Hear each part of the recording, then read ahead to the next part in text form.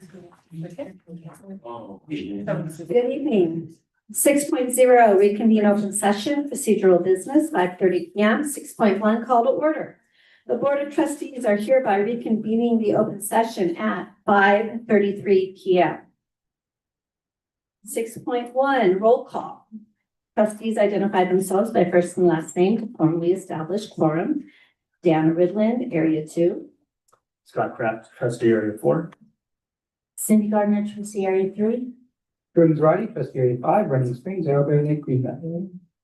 Dr. William Mellinger, trustee area 1. 6.3 Pledge of Allegiance, led by, let me see here, Mrs. Marshall. Would you be willing to lead us in the Pledge of Allegiance? So we do it the TK way? Yes. Yeah. Plant, point, cross. Ready, begin. I pledge allegiance Of the United States of America and to the republic for which it stands, one nation under God, indivisible, with liberty and justice. 7.0 closed session report. 7.1 announcement of reportable actions taken during closed session. I have nothing to report. 8.0 public testimony. I'm going to go ahead and read this, but please note that this is a different statement than what we've had in the past. So just to make sure that that's understood. 8.1 public comment period for items listed on this agenda and non-agenda items within the subject matter jurisdiction of the governing board.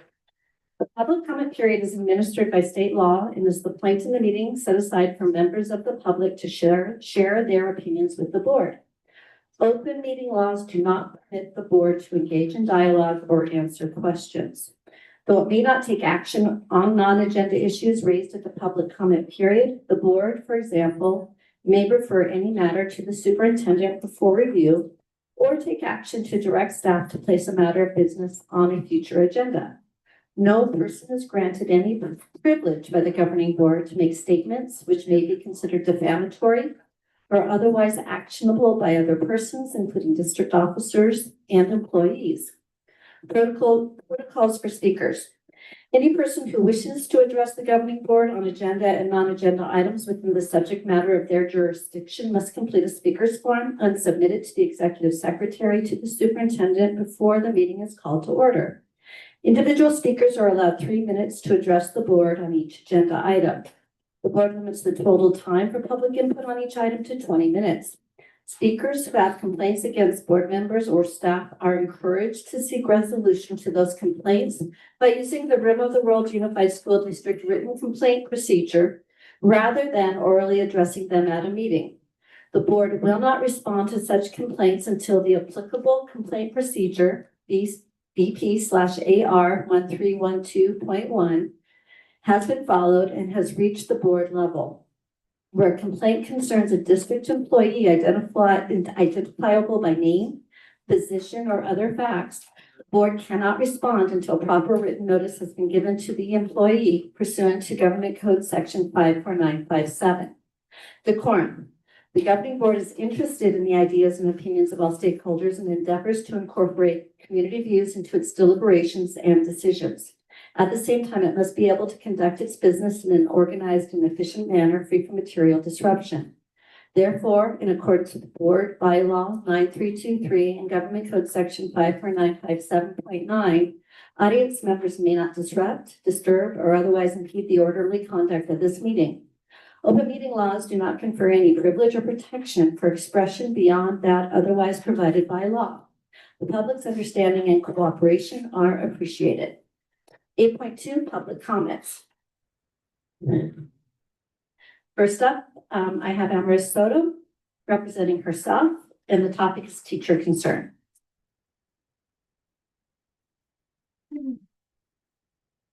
Hello, board members. I'm sure you all, I'm sorry, I'm hoping you, oh my gosh, I'm already stressed. I hope you guys are all having a fantastic evening.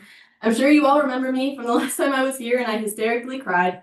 Promise I will try to not do that again this time. So what happened after we talked to you guys? Well, Adam decided to remove the teacher from the class to lower tensions. which when about it with the students caused a fight among us. A fight where me and Ethan were personally blamed for all the problems we've had over the past couple of months.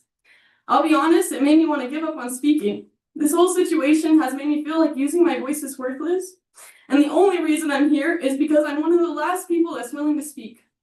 Every other classmate has told me they no longer care because they know things won't be done.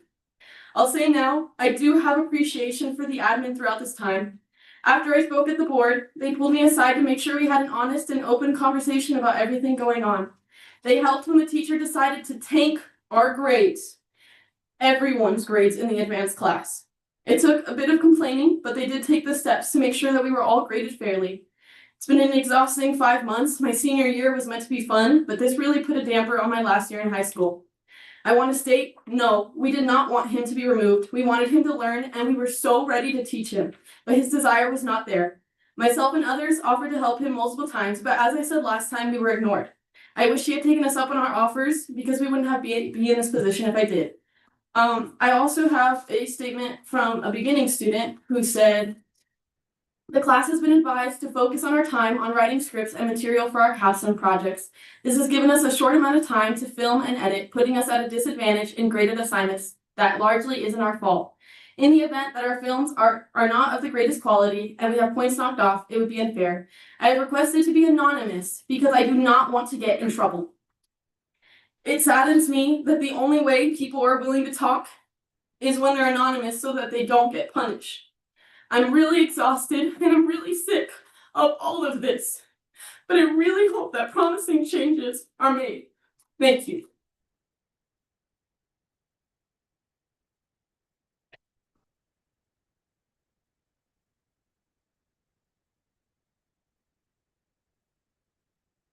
Jacob Smith representing Ethan Smith, topic teacher concern.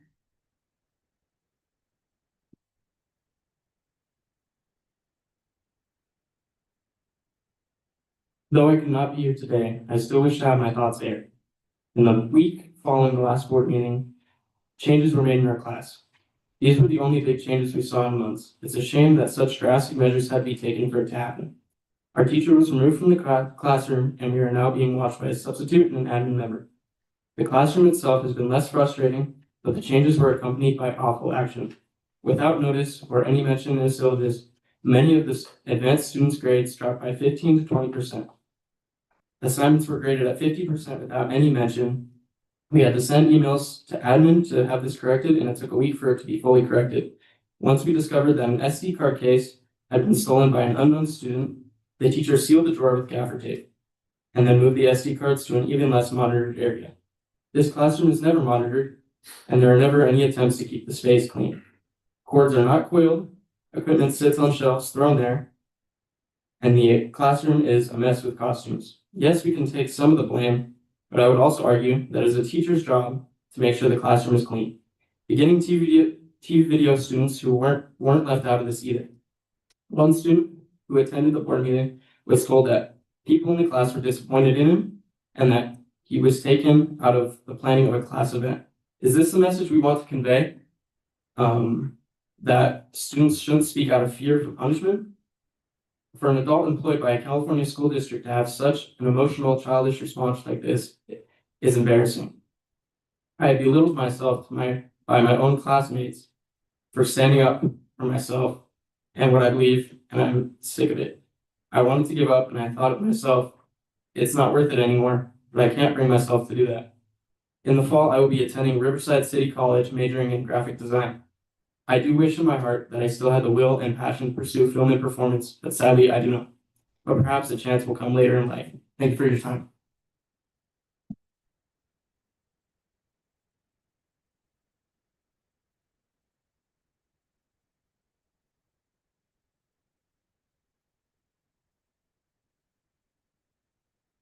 Eight point three, Rem Teachers Association, RTA representative. So Mrs. Markovich.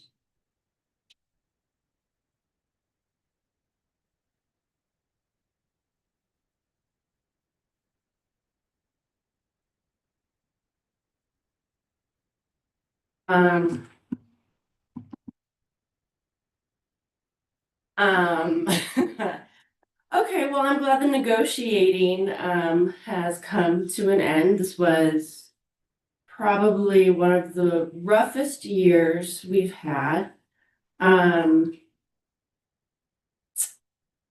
so there was some damages with relationships due to the roughness of this year. I'm glad that everybody in staff got the same raise and benefits that we did, that we set the tone. My ask would be that next year, someone else take the hit. Not the hit, but some of the pressure off RTA. The emails I got from my own members, the research, the hours spent with CTA, the hatefulness. I don't know, since every single unit got the same benefits, maybe management could throw out some numbers this time and get an offer for nothing and have to fight it, or I don't know. But RTA seems to always be the one begging for money and receiving the hits and the hurt. And then everyone ends up with the same amount that we fought for, which everybody deserves. Everyone that works for RIM is underpaid. We can't keep people in any position. It's rough. But I will say that RTA does seem to fight the fight for everyone, and I don't know, maybe someone else speaking to management who knows how much money there is could start the fight next year. I do also know some districts that operate in a way where there's way less animosity. The school board and management get together, they say how much money there actually is at the beginning of the year. They go to each unit and say, all right, this is actually how much money there is. This is your piece of the pie. How does your unit want to spend it? And then they spend the rest of the year negotiations working out logistics or bus schedules, whatever it is, instead of fighting over $500 or how Cindy put it, a couple dozen eggs a month. But I am glad that we can move on now and move on to happier times. Thank you.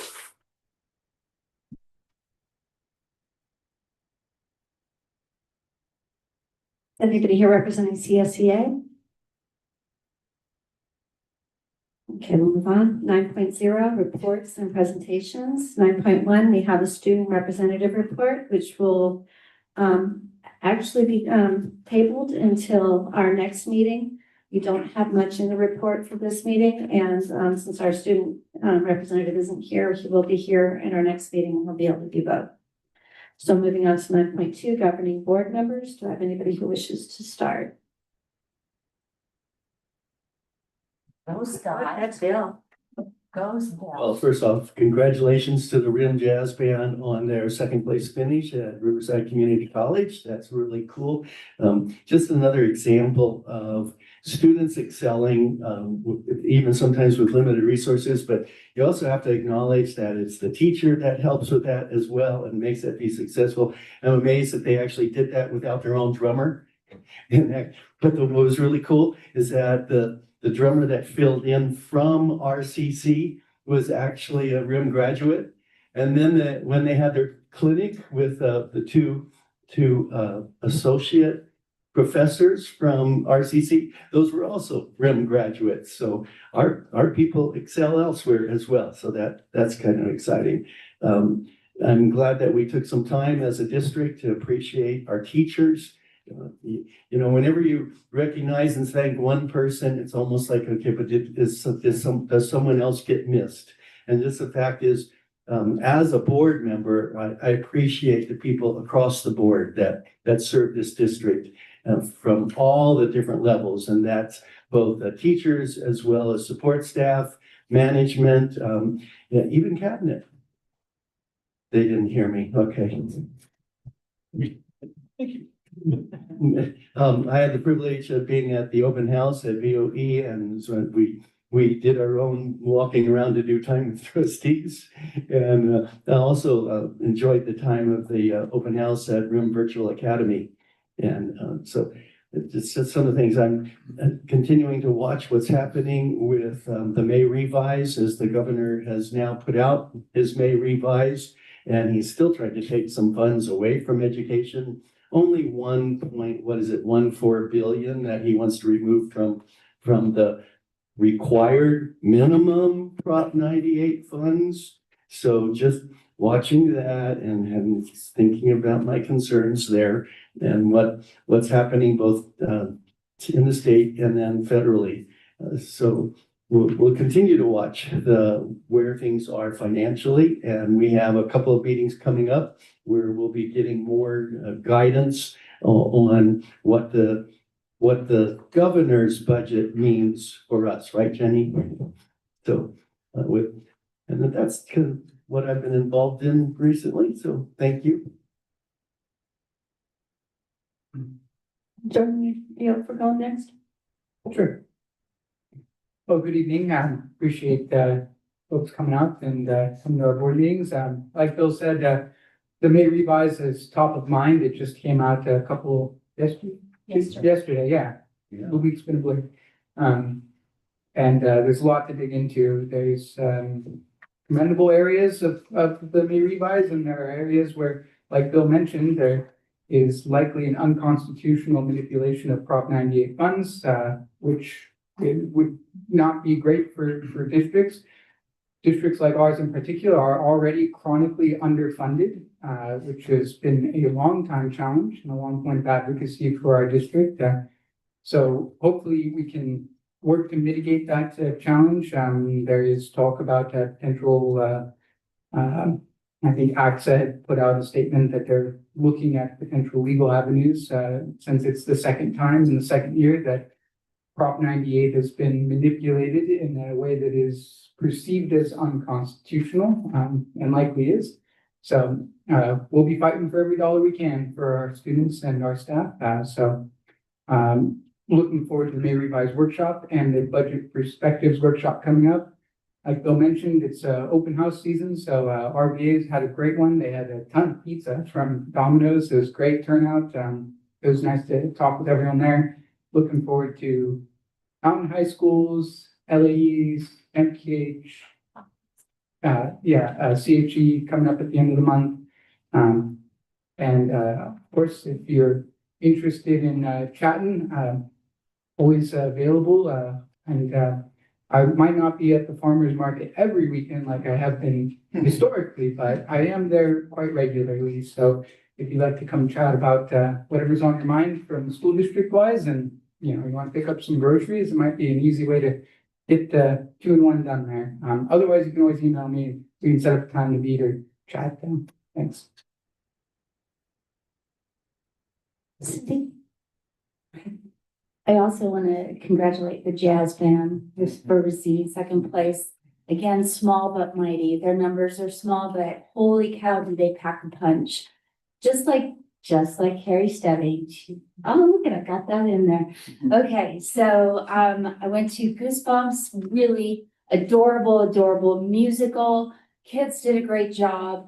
I love the fact that the drama students paint one wall in the lobby of the PAC, the theme of the show, so that you can do selfies and pictures in front of it. And I told the Nicholases that I would really love for them to keep this one because Goosebumps is near and dear to my heart, and they did a really great job with that painting. So congratulations to the kids and the Nicholases and both the tech kids as well as the actors.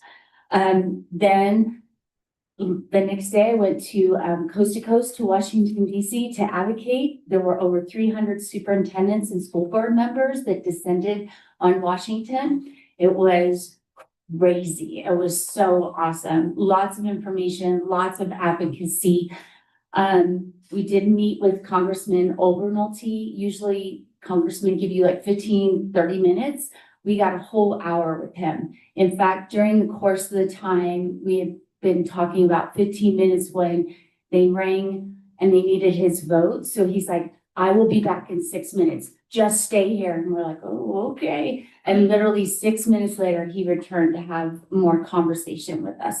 I will give more of that report later, but I just want to say that CSBA and AXA did an amazing job of putting together speakers for us. We learned a lot about the condition and status of the Department of Education, about the different various programs that we rely upon federal funding for.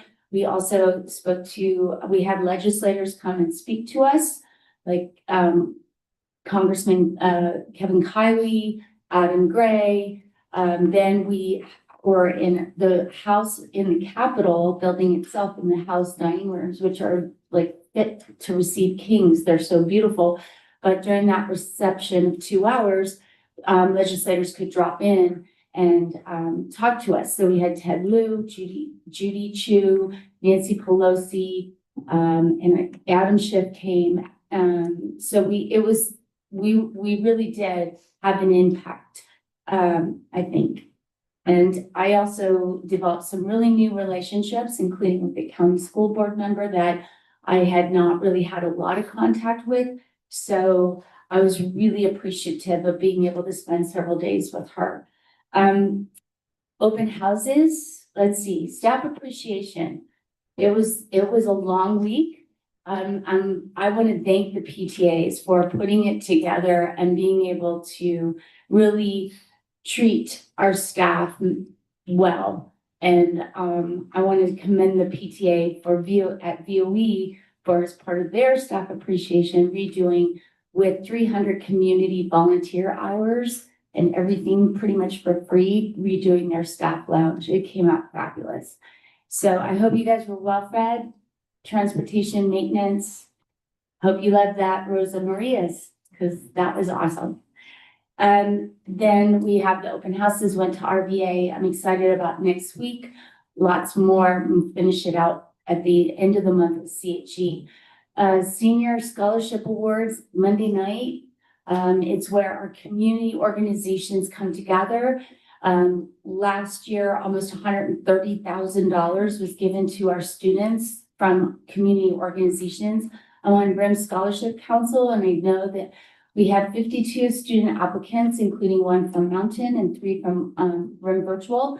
And all 53 students will be getting a scholarship. And so we're giving out over $44,000. So I'm really proud of our community, but more importantly, the community interviewers that came to RIM High to interview the students for 2 days. They were inspired by our kids. The same comments from the WASP visiting committee. They are inspired by the future generation. They have hope for the future generation. They commended our students for being so articulate, so delightful, so engaging to have a conversation with.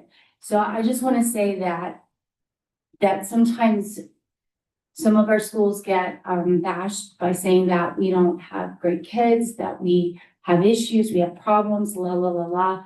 They need to come and see what a WASP visiting team and our community members see when they speak to our students and when they tour our schools. It's a whole different perception, and be happy at any time to meet with someone and tell you how amazing our schools are. Because I am on campuses, and I just have to say, I will fight for it. They're amazing campuses, and we have amazing kids, and we do have amazing staff. So with that, I'm going to keep the rest of my report to the legislative report side, because there's a lot going on. Thank you. And have a great rest of the month, because I know we're all hanging on by a thread. Guess we'll go online. So, First, I wanted to thank the student speakers. I think anybody should be able to speak and should be encouraged at any time to speak. I think it's so necessary, and I appreciate it that they do that. It's tough. It's not going to always go easy. The one thing I missed the last board meeting, so I had a bunch of stuff that I wanted to say on that, and I'm just gonna. I agree with RTA that we need to have a better way of communicating what needs to happen, because we keep, it's like us and them here, and it really shouldn't be that way. It should not be that way at all, but it's been that way forever since I've been here. And I think it's been much more brutal than it's been this year. I've experienced way worse than this. And I think things have gotten better. And our teachers, our staff, our community members are outstanding. Our students, I think, have a great experience up here. I know I did when I went to RIM, when I went to MPH. I enjoyed, for me, it was the best experience I could have had, because I went to several other schools all over Southern California, and it was not good. And when I got up to RIM, started 6th grade at MPH, it was amazing. Changed my life. Great coaches, great teachers, and I think we still have that. COLA is such a tough thing. And it's sad that we are one against the other, and that a few months ago when people were sending us emails and making comments that were frankly unwarranted and sad that people would, that they had to feel like they did that, was sad, because our state is doing a terrible job. Our state does not fund our schools the way they should be. And if you do not, and I've said this before, but if you don't understand supplemental and duplicated monies and how the state runs the state, it is one of the saddest situations I have ever seen. You could not run a business this way. And our state, anybody that is passionate about this should be talking to CTA and your state representatives, because they are failing our school. When you have Anaheim, they can just, oh, our budget's lower, so we're going to drop 60+ teachers. We have to do and live within our means. And so when we're hit with that, it's not as bad for us, because we have to fight this fight every single year because we're not funded correctly. If you could take 2 twins, and when I was in class, the person that was speaking one time in class, this was an actual situation that she was in. She was a divorced parent. They had 2 twins. They both were at one time going to one school, where the school fully funded everything from sports to every activity, whatever they needed. And then she ended up taking custody of the one student and went to a different school district. And at the other school district, the twin got almost nothing. The money should follow the kids. And it should be not based on the supplemental and duplicated monies, because it's just not fair when you can do something like that and all of a sudden you lose your funding that you were getting before. And if you don't understand how it's funded, please learn and write letters, emails, and get upset about it, because our state is failing our kids. And it should not be us against them in a small district like that. We should support each other 100% all the time. Thank you.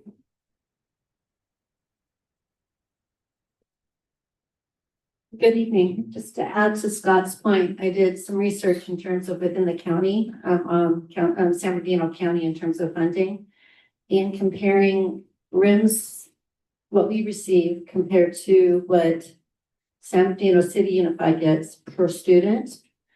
Understand first, our costs are a lot higher. So we have transportation costs that are significantly higher than most of the school districts down the hill. We also have maintenance costs that are significantly higher because of weather. And at the same time, so our overhead is higher. We receive about 80 cents on the dollar than what is average in the state. And San Bernardino City Unified gets $1.20 on the dollar per student. In terms of, a lot more. So they're getting 20% higher than average. We're getting 20% lower than average.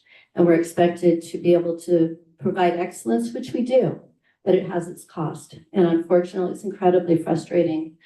We are doing what we can, but at the same time, there is a lack of equity. There is a lack of fairness in the structure at the Sacramento level. And so it's incredibly challenging. So just wanted to let that be known. So we, having been a former teacher, I'm across the board, obviously, all of us definitely prioritize education. And it's very frustrating, and we share your frustration because you're living with it at the same time. Hopefully in the future, we can continue to make our voices heard. Any help we can get from the community to magnify our voices, we would appreciate it. Also mentioning the May revise, what does that mean? So Governor Newsom came out with a budget proposal in January. Legislators played around with it. They went ahead and did some evaluation, further research. I guess it was a couple days ago, Newsom came out with his revision of his budget. So the May revise is his January budget revisited.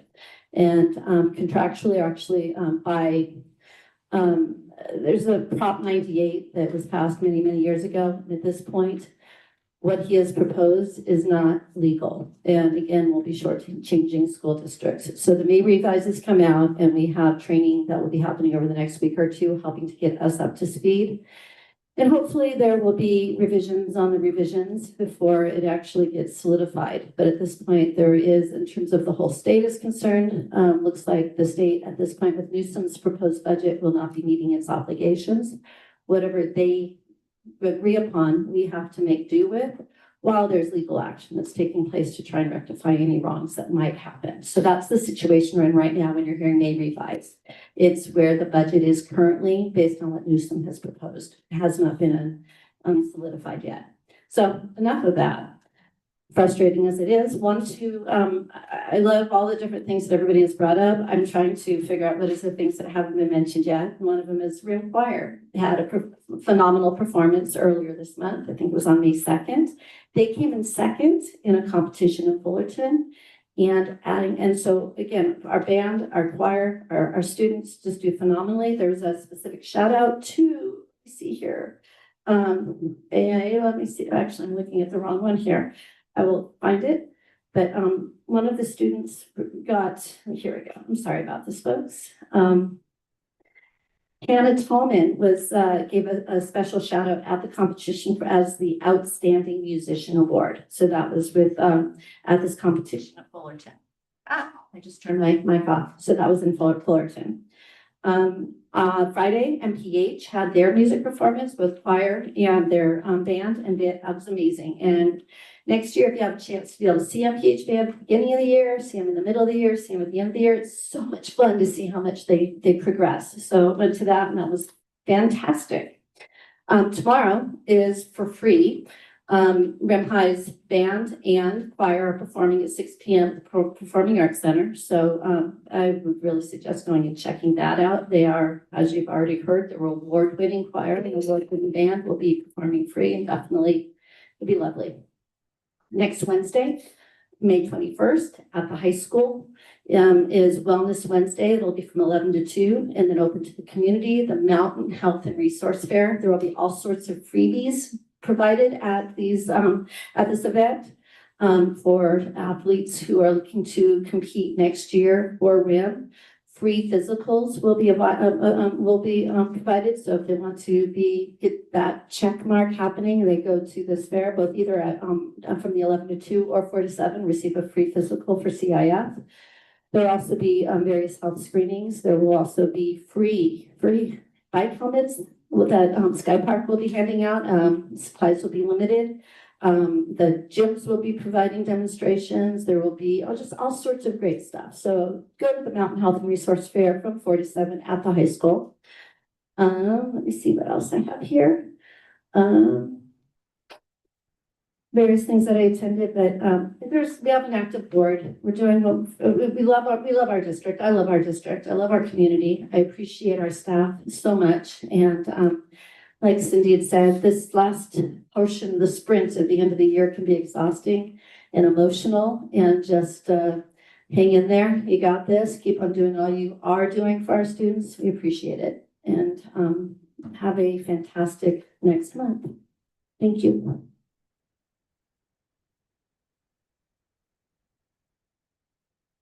Okay, 9.3, Superintendent Dr. Paul Sevillano. Good evening, everybody. One of the board goals this year is to really continue to support a positive district culture And we've done a lot of good work there this year. It's been a difficult year, but I think there's been a lot of positives that have come out of the school year. One of the ways that we are trying to develop that culture, really what that culture is, culture, we talk about culture, it's the glue that holds your staff together. And one of the things that we're doing is we're looking at staff recognition.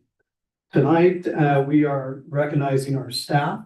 Unfortunately, we had a scheduling conflict and it's on the same night. But the purpose of this is really to show the importance of acknowledging and celebrating the successes and achievements of our school employees. So tonight at the second year in a row, we coordinated with Lake Gregory Rotary Club and Crestline Lake Gregory Rotary Club at the Thousand Pines Conference Center to recognize outstanding staff and community members. So tonight, we're recognizing the following individuals for their outstanding contributions to the district. VOE, actually, they picked two VOE. I don't know how they got two though. Mickey Caballero, community aide, was being recognized tonight. Give her. There's another one. Julia, is it Daigle or Daigle? Okay. Is classroom aide, special education. Let's give her a applause. LAE, we have Andrew McCauley, our attendance clerk, who's going to be recognized. COE, Colleen Stebbing, our attendance clerk. Andis Strawha, our teacher, will be recognized for the president. And Brim High School, I don't think the name right, Carla Malagoli Viti, the teacher will be recognized. And Young High School, Liz Harriman, our secretary will be recognized. And Lindbergh Academy, Darlene Phillips, our teacher, will be recognized. Last thing about this, we got a recognition to our own Veronica Palayo, our administrative assistant. On behalf of the entire district, we congratulate the successes of these employees and value the positive impact they have on our district and most importantly on our students. That's the end of my report. Thank you.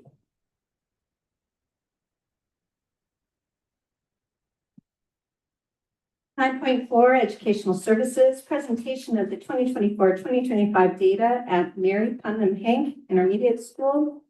And PH.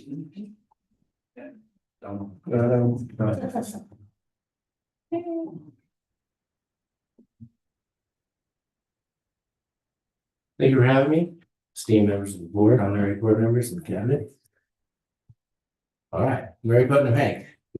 We've been striving to build culture, the glue, as Dr. Seviano was referring to. I think with that, we build up from there. Next slide. I'm gonna go. Yes. NPH student learners and achievement, the most effective and impactful classroom intervention and support start with engaged learners receiving dynamic instruction. And that starts with a safe and clean environment to do that in. We have professional learning community, clear learning targets and success criteria for our students, clear and high expectations, restorative practices, our inclusion. I can't talk enough about what we have continued building up from our inclusion program. We are adding several more sections of inclusion. We are going for East Valley SOPA ribbon of inclusion. We are in a good place to achieve that. We look to start with the bronze and go up from there. Our EL supports, we have hired a second ELA for the second half of the day, which is just a phenomenal asset to our classroom. It's a 3.75 position at the second half of the day. It's not been easy to fill. We just landed in the goal line with Michelle Hernandez. We have a wonderful EL staff and teachers. One is behind me. We have academic tutoring. We continued moving around funds to continue our high impact tutoring plan, which was started with the learning block grant. We have now put in money in Title I to keep that tutoring program going. We try to be responsive to the needs of the community. that seems to be some strength that we are building trust, fostering relationships, and being responsive to what the students, the families, and what people need to enjoy school. They have to come to school and be happy to learn. Culture, climate, and engagement. We implement a robust multi-tiered system of support. Our counselor, Paul Fernandez, is dynamic. He's able to split himself into thirds somehow and address so many things and be in the classroom, yet be supporting in his office when need be. Our ASB has been a huge asset. Our leadership program and teacher are keeping the community informed, are keeping events going, more dances. May 21st, please come to the open house. We're gonna have food trucks. We've opened it up to the whole community. If you are coming to MPH, or if you are coming of age to come to MPH, but you go to a different school, or an MPH student or family, please come. Everybody's invited. It'll be a great time, 5 to 7. From 4 to 5, banter with the board. Is that what we call it? Yeah. Book fair. And book fair, thank you. Scholastic book fair in the library. And we have been implementing building more leadership capacity within our teams, including our students. We have changed our name to the Guiding Coalition. Everybody is invited. We do have members, but we feel like empowering our teachers and our staff to identify inequities in our systems and create solutions to those is creating areas where administration can spend time supporting students and being in the classrooms, which is the greatest joy of an administrator, site administrator. MPH administration is committed to fostering a safe, supportive, and welcoming environment by prioritizing positive relationships, customer service. Thank you, Mr. Hanson, for your push on this. I mean it. And mutual respect across our campuses. And we have made great improvements with receiving more compliments than complaints. And we're proud of that. It's not an easy feat. And we take it very seriously. And our staff is right on board with us. And I can't thank the teachers and staff enough for what they do for our kids. It's a great place to be. Our restorative approaches are strengthening our commitment to equitable and consistent discipline practices, consequence practices, ensuring that all students feel heard, valued, and supported. Mrs. Roque takes a dynamic approach to parent contact. We call parents before any intervention is in place. We take a collaborative approach. We create partnerships. What we do at school is carried on at home, and it is empowered to, we're empowered and the family is empowered to support the kid on both ends of their life. We're getting much higher impact than just a consequence and singularity, which destroys relationships with students, families, and staff. Ms. Roque takes great pride in having kids thank her when they leave her office, and they know that they're being treated equitably based on the fact that they got to call their mom, they got to talk to the teacher, they got to talk to the other student, they got to write a letter, whatever it may be.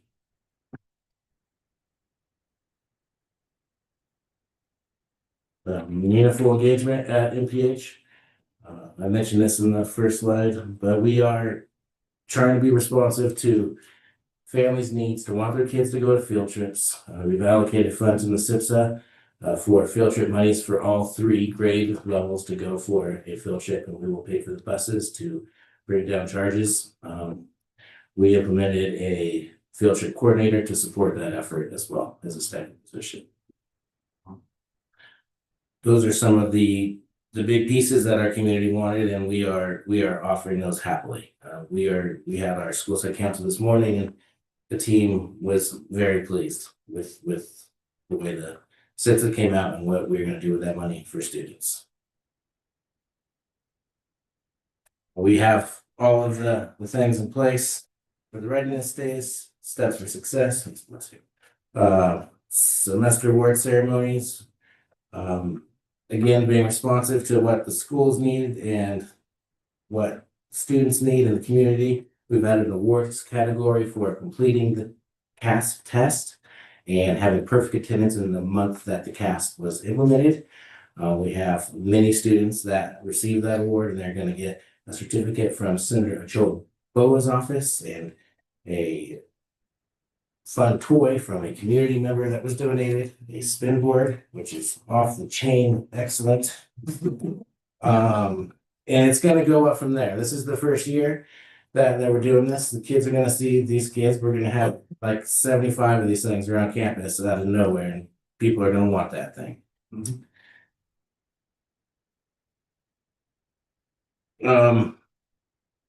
CCGI, careercolleges.edu. We have all 8th grade students prepared to go to the next level with starting a profile for the ever impressive program of those students being able to have access to the Cal State colleges at automatic enrollment by the time they leave high school. We're getting them started in 8th grade this year, and next year, 6th through 8th grade, we'll have a profile, take the interest surveys, and take the job opportunity surveys as well. So the time they get to RIM, they will be well versed in how to lead. I mean, not how to apply, but where they will be needing to apply is all within that website.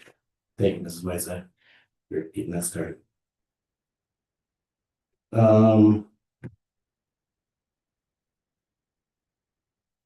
So our partnership with Solution Tree has been ever impactful throughout this school year. Our teams are far more informed in their ability to identify essential standards, common formative assessments, create learning targets, level learning groups for interventions based on what we are learning together with Solution Tree, our coach, Jane Ardell. This partnership has carried over into 25-26 school year with some clever spending of the CSI money. We are not in CSI anymore, so we did not get funding this year, but we had some carryover and we were able to spend that before the deadline of the end of September. So between August and September, all of our core teachers have 2 full days to work in the GVC land with Solution Tree. So science and history will be a part of this training as well. Our initial target was math and ELA this year. Next year, we'll have all 4 cores. Measuring student success, here comes some data that is not outstanding, but it is an improvement. Small improvements are proven to last. These are our scores from 22-23. Overall, the all students, 29, almost 23, 30% of ELA students passed, about 13% in math. Last school year in the 23-24, we went up some percentage points in both categories. It's important to note here that we took some serious hits by not hitting the 95% rate of students completing the CASP for the score, or completing the CASP, which gives us the lowest score of 5 students. So those numbers would have been a percentage or 2 higher, I imagine, had our grade students been able to complete the test. The incentives this year appear to be helping, excuse me. I anticipate we will reach that 95% with Mr. O'Kay's testing coordinators' dynamic efforts and getting the majority of students tested. Attendance. There is no excuses, but this year was a tough year for our kiddos. There was trauma, repressed trauma that came back up. No power for large portions of our community for days on end. Yet we still made gains in certain metrics, including the 95% metrics went up by 11 students, and our perfect attendance went up by 1 student. We're very proud of all those students for that accomplishment because it was, the attendance was just hard to manage when there's fires and storms and snow days. It's hard to get consistent. Some more of our inclusion. This is the district's inclusion team designed and formulated this inclusion mission statement. It is a fantastic piece to run with and to use it as your guiding target for our inclusive practices. This is in every classroom and across campus.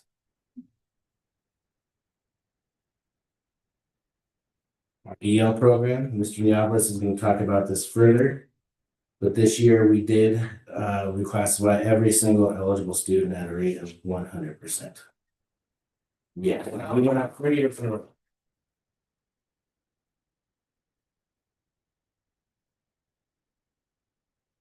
Last school year, our leadership students took it upon themselves to create a formula for the MPH student and ways that we can show that we are proud mountain lions. MPH, mountain lion, positive, honorable, welcoming, accountable, and you. Here's some of our pictures of our wonderful students in action.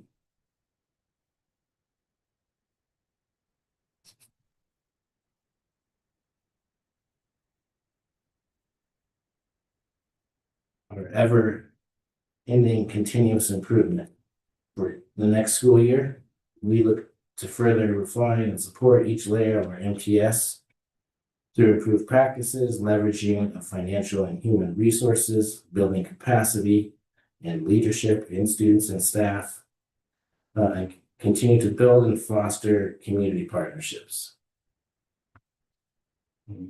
We will deepen our level of implementation of the GVC through experience, genius, and continued partnerships with Solution Tree. In partnership with the San Bernardino County and PH's alignment practices, and engaging in EL and inclusion support training monthly for all staff.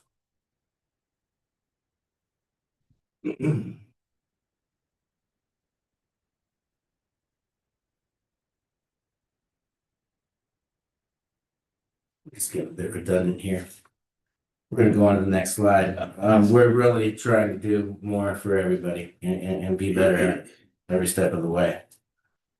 Our commitment to growth through systems and collaboration, MPH is committed to fostering a continuous improvement by building systems that identify areas of growth and implement data-driven solutions. This includes developing a collaborative think tank made up of both students and staff, one that promotes a culture of learning, leadership, and shared responsibility and vision. All efforts will remain fully aligned with the California Educational Code, federal and state laws and regulation, county policies and enforcement measures, and board policy, last but not least. Thank you.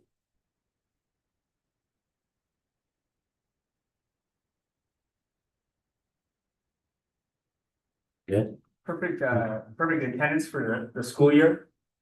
Yeah. I think it was 9 last year. How many do you think will be this year? And It was 8 last year. Okay. No, you're right. It was 8 and then 9, 24, 25. This year, I think we're looking upwards of that. That's did I go work down the Sky Park? They get a free pass, right? Yeah, we're going. Oh, that incentive as well. Thank you for that. We're actually going there for the principal's field trip Wednesday. And then, yes. Thank you for reminding us. And one other question, just because I love your passion for the students, what's it feel like to be a student from MPH and now you're a principal? Let me tell you, I've been in that principal's office as a kid. and it's given me such insight on what these kids are feeling. And it's so helpful to be there for them in ways that I know will impact their lives positively. It feels real good and it's an honor. Thanks for asking. It's great. It's great. Wow, awesome honesty. That's because the whole community knows it means. All right. Thank you all. Actually, I do have a question. Please. I want to learn more about the big take that'll, for looking forward in terms of, the students and staff. Like what's that gonna look like? That sounds really, really interesting. Well, our students next year, we plan to have collaborative meetings with set aside time for teachers, students, and staff to really identify equitable practices that we want to create and maintain it, and inequitable practices that we need to solve. And we want to set aside time to do that as a family. That's what the exact logistics, I do not know. It's okay. But it's gonna be at lunch. I'm gonna want to hear more about that. I'm excited by that. Any more questions? Thank you so much. Thank you. Thank you. Let's say. I'm gonna stay here. Yeah, we go ahead. 9.5, educational services. Presentation of the AVID, known as Advancement via Individual Determination, report and highlights for the 2024-2025 school year at Mary Putnam Hank Intermediate School.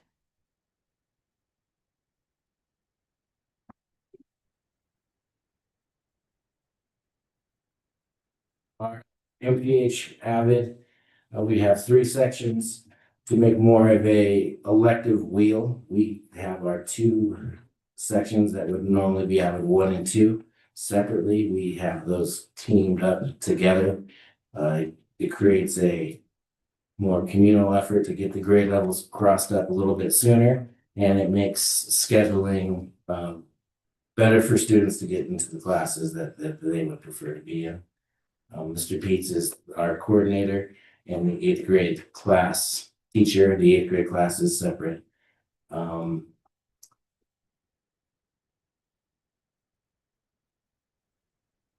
We do the interview process. We follow all the AVID tutorials. That class seems to work extremely well. I love walking into the class when we have students at the board showing other students how to do math problems or write a sentence without a dangling modifier or any of those things that students really can teach each other. The best way to learn, they say, is peer to peer. And when we get these kids thinking and working together and solving problems and led by the AVID principles, including question of inquiry, it is highly supportive to collaboration and learning. We took 2 field trips this year. So went to the University of Redlands and San Bernardino Valley College, which maintains to be the best field trip that our kids go on. Valley College, they get into the NPR studio and they lose their mind.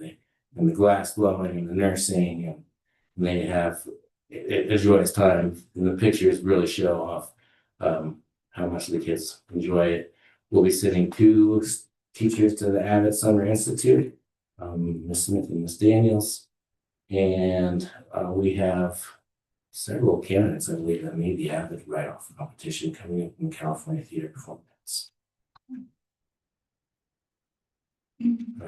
For 6th and 7th grade, tutorials, career 1-page projects, reminder binders, grade checks. Those are highly impactful. Our students in the AVID class show to have better responsiveness to their own education and better ownership of it based on the grade checks. College research, citing textual evidence, team building, focused note-taking. 8th grade tutorials, college and career researches, projects. Reminder, but the college and career research project in 8th grade was phenomenal. I was in there and they were looking at colleges in California that I frankly had never heard of and didn't know exist. And these colleges are doing some incredible things. I think many of our kids decided to go to college just based on cafeteria food that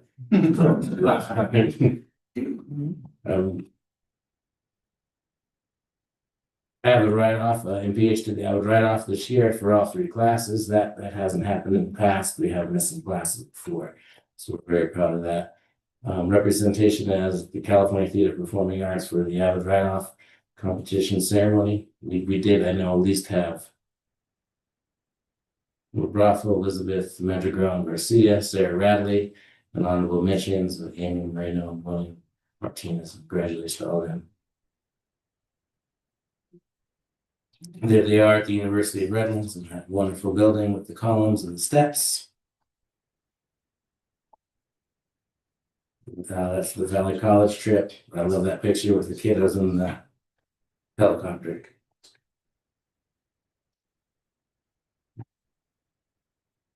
Well, I talked to some of those students and they will be going to college based on their experiences of seeing one at such a young age. I would like to see our 6th and 7th grade Avid classes get there as well. Here is some quotes from our students. I learned how to believe in myself. Avid has helped me become more organized and confident. What Avid meant to me was having a second family in school. Wouldn't read all of them, but they're all very passionate.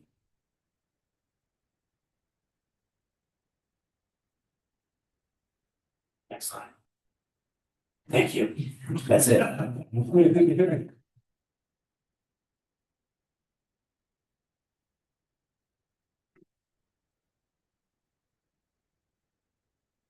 you. Thank you. Yeah, we're good. Just we should have said it all. I mean, really. Should have just put up one picture. You, yeah, that was It's it. at the end. That's fantastic. Okay, 9.6, educational services, presentation of the AVID advancement via individual determination report and highlights for the 2024-2025 school year at Rim of the World High School.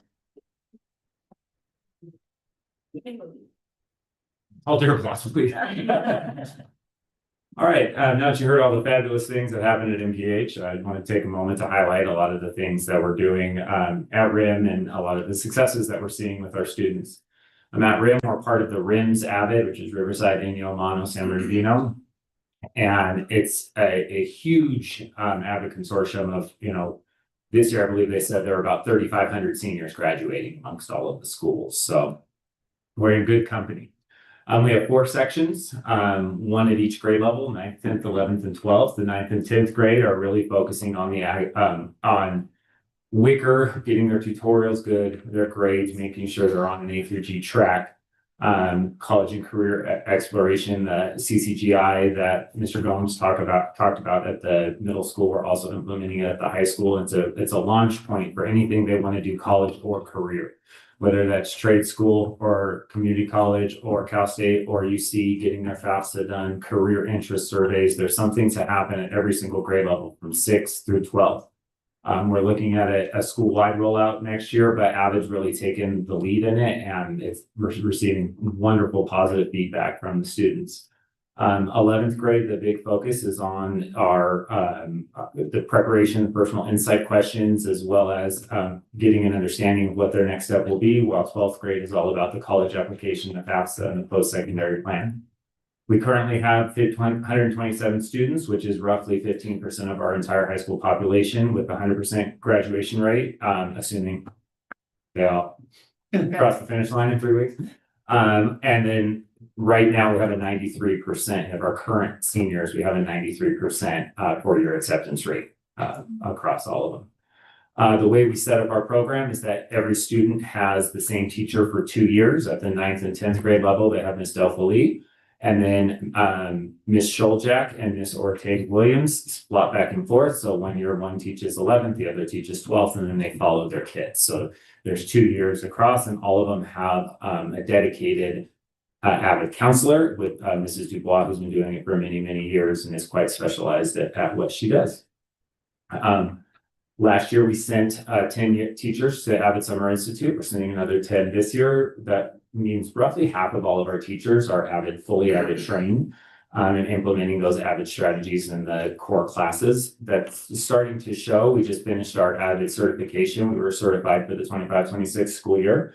And we moved kind of down their scale from implementation, meaning that all the AVID strategies are happening appropriately in AVID electives, to emerging school-wide, meaning they're starting to see it in all the core classes. They're starting to see it in our site teams classrooms, and more of these strategies that have proven to be successful for our students across the AVID program are now reaching out to a lot of other students.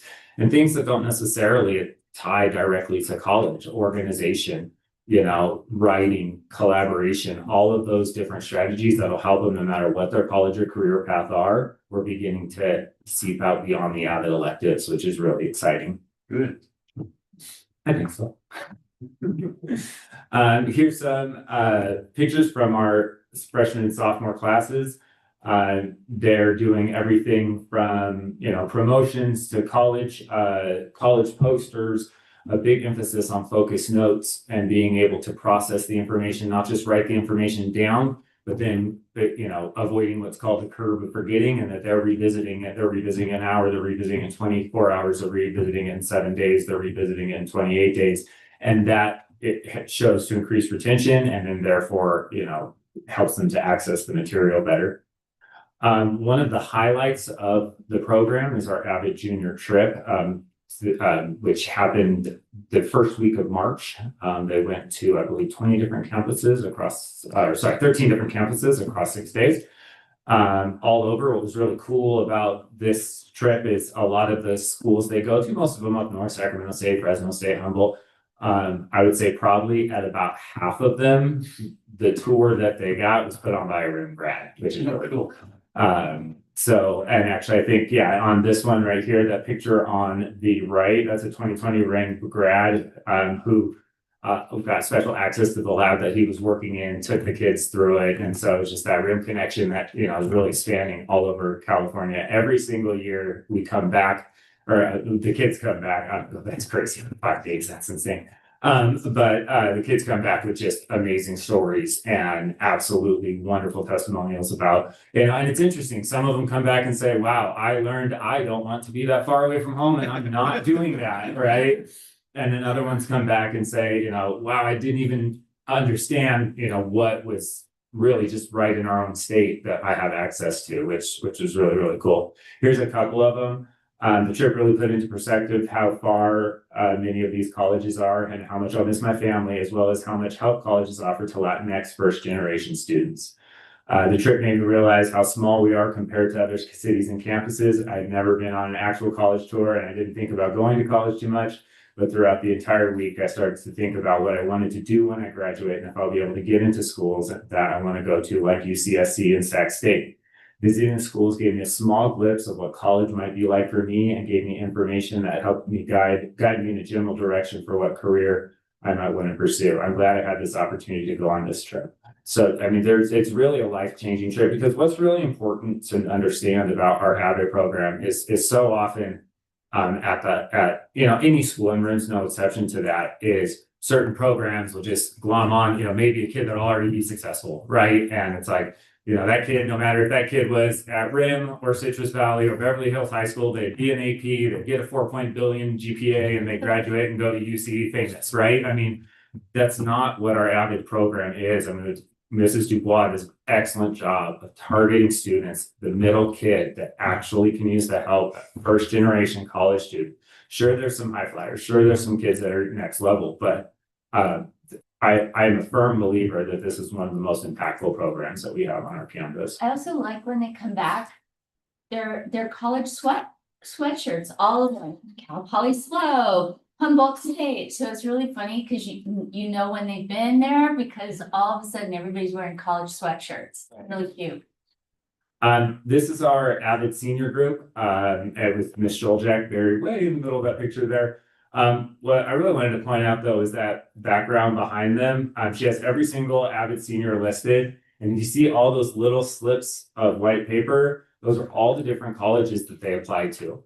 And then that each individual kid, so each column is a kid, and that's everything they've applied to. And then as they get accepted, she puts a sticker, so as they get accepted. And there's just this wall, if you ever go into Miss Joljak's room, of all the successes that the students have been in. Every Cal State, every UC, tons of privates, out of states, community college, trade schools, like it's all up there. And, it's a real point of pride of, everything that these kids are accomplishing.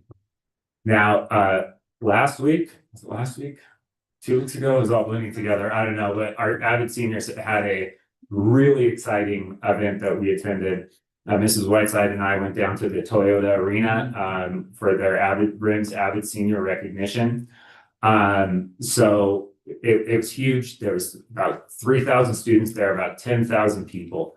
If you look at the picture on the right, that's one of our seniors, Odalise Victoria. And she gave a speech in front of that whole crowd. And we're gonna watch it in just a second, right, Mark? All right, Mark promised me a word. It was a short 1 minute speech, but it was such a cool event to see all these schools come together. A representative from each high school gave a short speech. If you look at the banner, if you look really closely at the picture, which I'm sure you can't see from where you're at, but that banner going around the arena, that's the names of all of our kids that, and so they all popped up. Mrs. Whiteside gave a fabulous speech, but she told me I couldn't show it tonight, so we're not gonna watch her speech. No, Mark said he had it. Oh. But it was just such a special event and the kids were so excited about it. And so, Mark, if you don't mind, would you cue up that video? It's only about a minute long, but it's a pretty impactful video that shows what Avid's all about.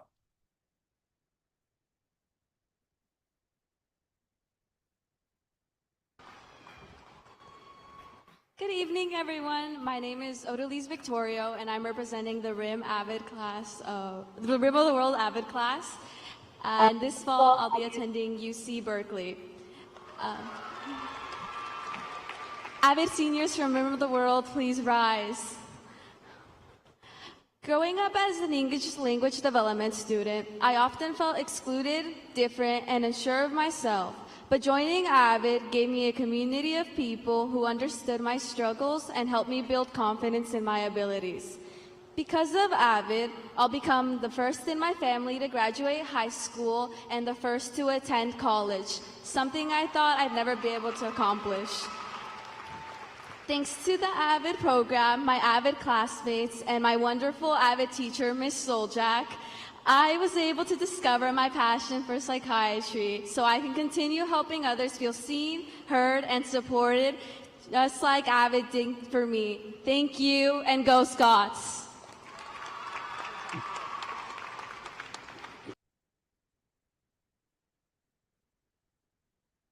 I'm not crying, you're crying. So it's a really impactful program. We're really proud of our kids and the work that the teachers do to keep that program and Mrs. Dubois as well. It keeps the program going is just phenomenal. And I'm very proud to be a part of that exceptional program. So thank you very much.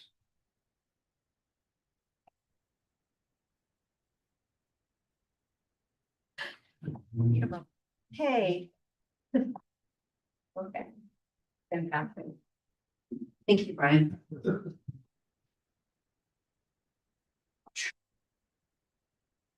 9.7, Educational Services, presentation of the English Learner EL report and Title III English Learner EL Master Plan report for the 2024-2025 school year. All right, good evening, trustees, cabinet, superintendent. Thank you for giving us the opportunity to share with you our EL report. I do have with me today our EL coordinator from MTH, Mr. Yavlis. So he will be doing a good amount of our presentation today, but we'll get started here. And I do want to emphasize a little bit on Odalise Victoria. What a great segue to go into our EL report. As she shared her experience, and she's sitting next to me and she's getting nervous. RIM was one of the last schools to present.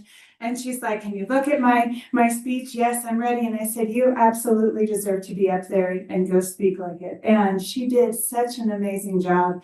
And as she spoke about her experience of being an EL student, and wanting others to feel seen and heard, and that Avid gave her that venue and that method to be able to do that. It was just really awesome to even sit next to her and to be part of a great night for her. And she did such an amazing job. When you're standing there, if you haven't before, on the stage of the Toyota Arena, that's quite overwhelming, right? For even an adult. And here is these seniors representing each of their high schools and speaking so eloquently about their appreciation for Avid. So it was just really an exciting event to be part of. So join us next time if you would. All right, let me give you a couple of district highlights. Then we're going to talk a little bit about the Title III EL Master Plan. And then we're going to go to slides by school site. So you can hear the updates of each of our schools. the successes and the plans for next year. So looking at this school year, for our district-wide, we have 225 EL students. Our reclassification rate at the moment is 7.9%. It's a little lower than it's been the last few years, but we had a really strong push for reclassification for the last two. We went from about a 14% to a 15%. And so that reclassification momentum has continued, and we have a few more that may come in by Friday. So that rate may continue to go up. Our LPAC completion is at about a 97% right now. We've had a few new students in the last 2 to 3 weeks, so we're wrapping up additional LPAC assessments. District successes this year. So DLAC engagement, we continue to work closely with our parents and our EL coordinators to strengthen that school and family community and partnership aligned with our district goals to support our EL students. Last night was our last DLAC meeting of the year before we have our reclassification ceremony on May 28th, 5 o'clock, NPH be there. A really interesting conversation that I know Mr. Nieves will go into a little bit more detail on, but we talked with our parents about what the EL parent workshops will look like in the future, what they would like to see based on the pilots that we did this year. So we've had multiple schools just in the spring pilot an EL parent workshop talking about, for elementary, looking at accelerated reader scores. How do you access iReady at home to go ahead and go on the MyPath, which is one of our reclassification criteria? How do you, even do some of the basic protocols of what if I need a short-term independent study? What if I need to do a home hospital? Different things like that to connect our families to our office, to our teachers, to our EL coordinators, and so they have someone to go to and feel comfortable with. But something we talked about a little bit more is increasing that participation. And so we got some more ideas last night that we're going to take into 25, 26 on how we might potentially bring DLAC to other locations. So typically our DLAC does a meet at the high school, but we thought maybe if we rotate that or maybe pick another location, we might be able to bring in some of our families, and of course bringing in treats and snacks is always helpful too, but different ideas from our families, which we'll talk a little bit more about. iReady, this is our, in terms of using iReady for reclassification, it's our second year using that. And so one of the things you'll see on the next slide as we talk about the Title III plan is looking at how we utilize iReady, the diagnostic for ELA and reading, which is the local benchmark or assessment, which is part of reclassification, to identify what is proficiency. When you look at iReady, it's very similar to when we look at CAST scores and we look at like a red, a yellow, a green. Those are the three colors that they primarily use. And we talked about how we would utilize a yellow, which is 1 grade level below and higher to identify reclassification and to support our students. The cool thing about iReady is that you have the path you can go on at home, right? So based on that diagnostic, they can continue the path to increase their score to support them on that path to reclassification. It's been a huge piece to our EL parent workshops. Talked a little bit about the parent workshops already. Elevation is one of our platforms we've been talking about for a couple of years, but we're really trying to expand the use of elevation. And I do have a slide for you to take a look at. And I tried to make the pictures elevate about elevation. Look at you. Yeah, okay. So it needs to stick with you, right? But the cool thing about elevation is when you go in there, you can pick a student and then go through each of these domains, and it'll give you strategies that would specifically help that student based on the domain, based on their grade, based on an instructional practice or an LPAC task to get them prepared for taking the LPAC.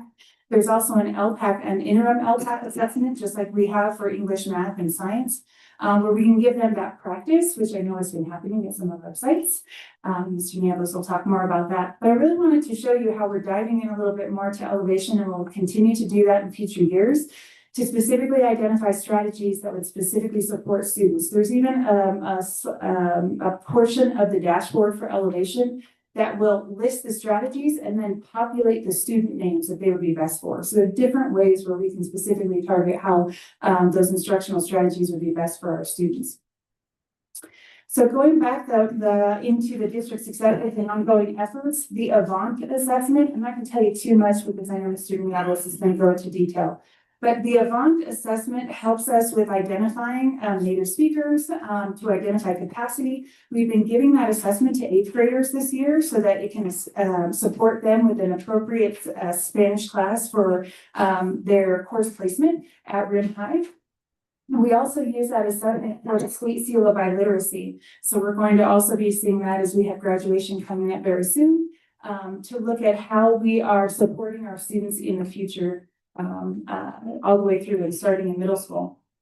Plans for 25-26, we've started to look at the cycle of when we do things, and how early we can reclassify students. Because then they have those opportunities to not only be monitored, but also get different elective opportunities and access to more elective opportunities. So we've been looking at how we back up some of the procedures that we're doing in our cycle so that there's more likelihood to give those opportunities earlier to our students. So for example, we have the LPAC administration normally opens in February.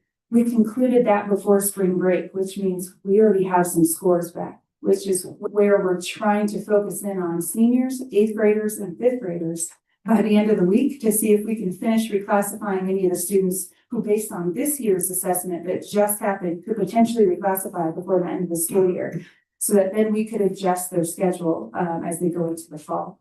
So, sorry. Yeah. So if we do that, because I think that would be amazing, can we, just thinking, because when you reclassify in the fall to wait all the way to the ceremony in May is a long wait. So I was wondering, like, could we add a ceremony and just go, yay for you in the fall? You know, just saying, just a thought. Because I like celebrations, because I like parties. So there you go. Okay, we all love a good party. We like to celebrate our students and their achievements. And what's exciting is that by the end of this week, we may have already captured some of those students who can then be part of this year's reclassification ceremony. But then for the remainder of our students not in those specified grade levels, we could definitely look at another celebration. So I think it's opportunities. Because it's more immediate. Yes, they feel that right away. All right, so we're continuing with those EL parent workshops. As we mentioned, we piloted some of those for what we're going to do in the fall, annually for every school site. And then our LTEL and EL professional learning, as you heard shared previously from me, as well as from Mr. Gomes earlier, we're going to have that EL PLC training coming from SBCSS. And in fact, they have a representative coming to our principals roundtable on Tuesday to talk about what would best benefit our teachers. And we've been going around Ed Services and talking with our leadership meetings at each of our school sites to really tailor that training to exactly what our staff needs to best support our students. So that's essentially the update there. I did give you a couple of pictures there on the reclassification process just to tie in our conversation about iReady.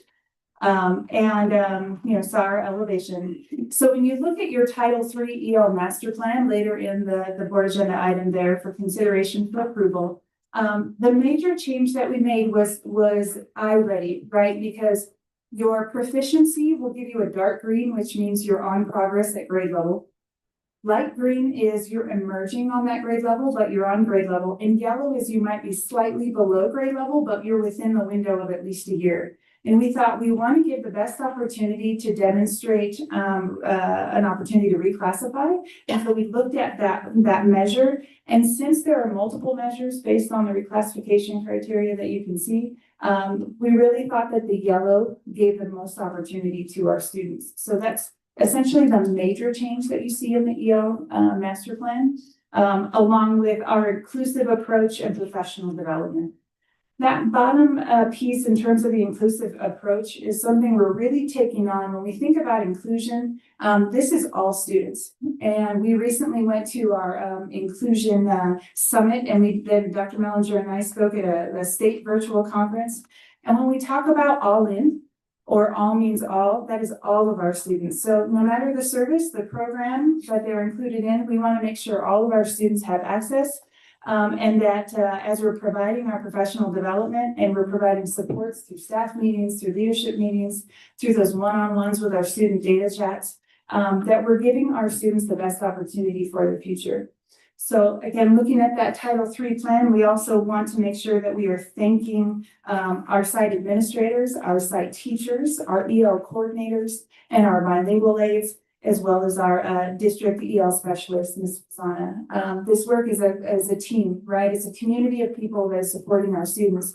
And now to the fun part, I'm going to pass it over to Mr. Nieblas, who's going to give you more details school by school. So join me in welcoming Mr. Nieblas.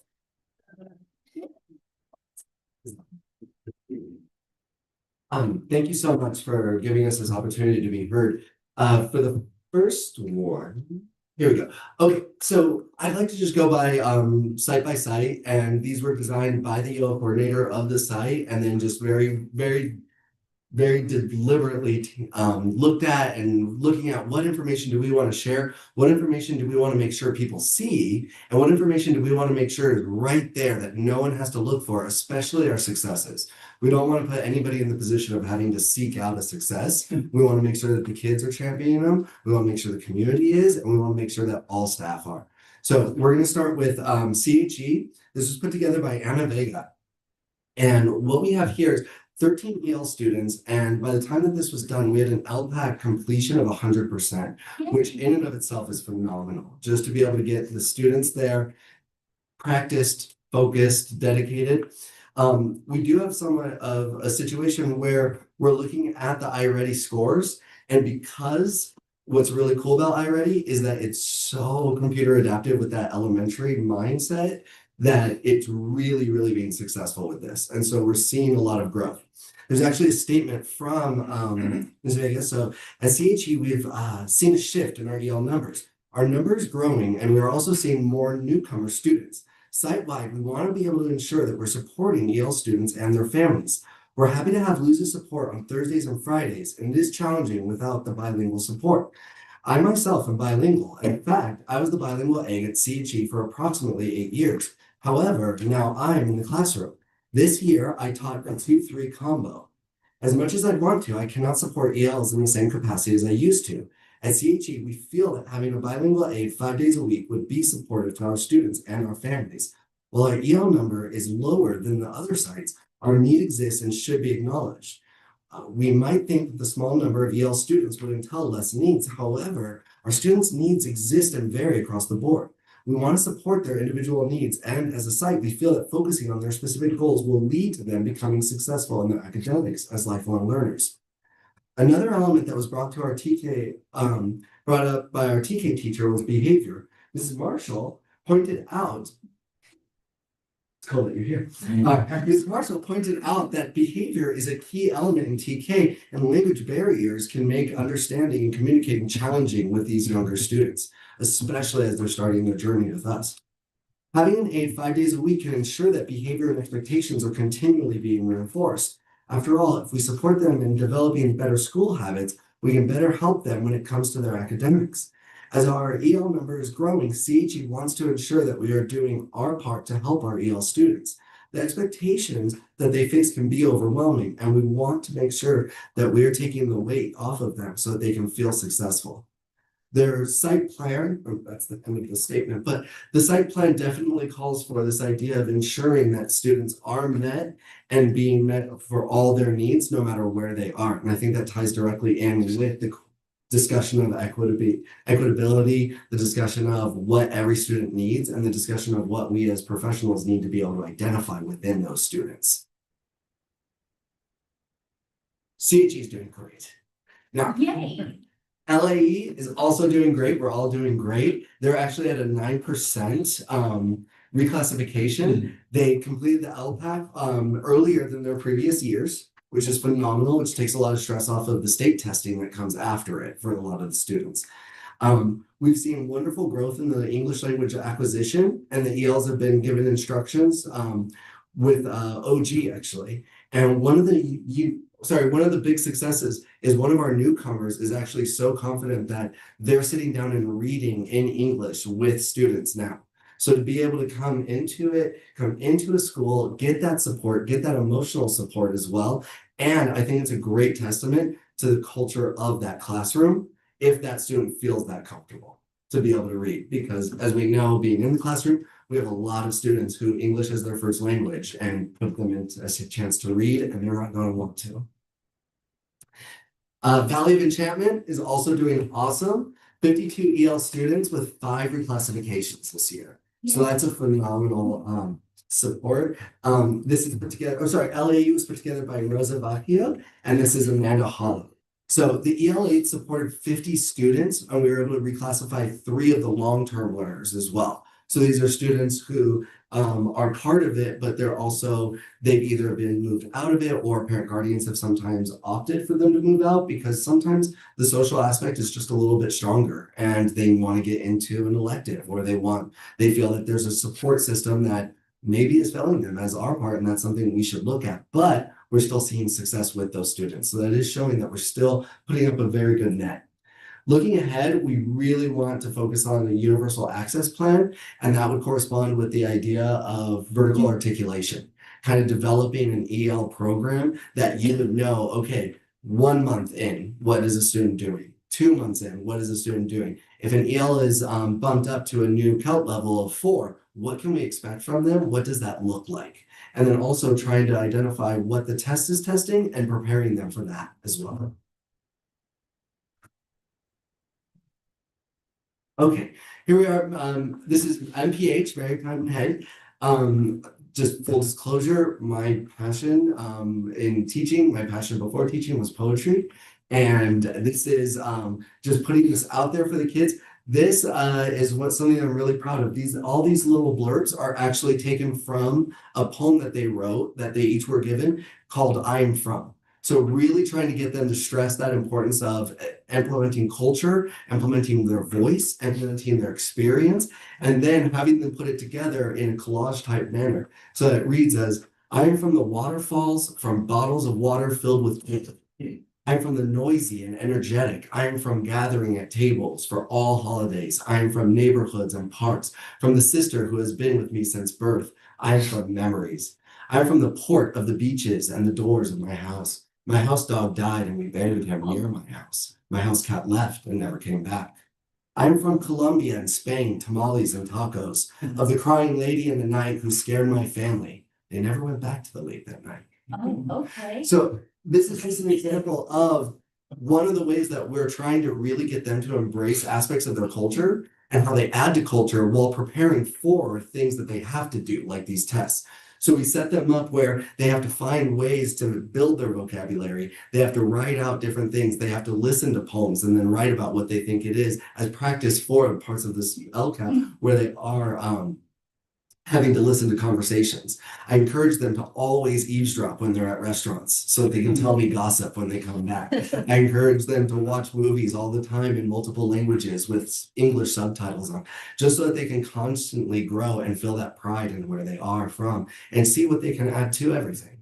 We use art, we use these wonderful things where we'll read beginnings of chapters of novels and then they have to write the rest of the chapter and they don't get to know what the rest of the chapter is unless they want to go to the library and check out the novel. Otherwise, they can write their own version. We're really pushing them to really use their voices.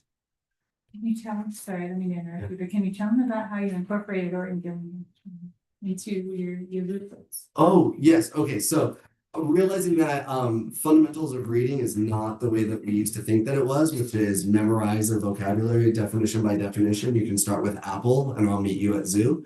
And going into looking at language as breaking it down.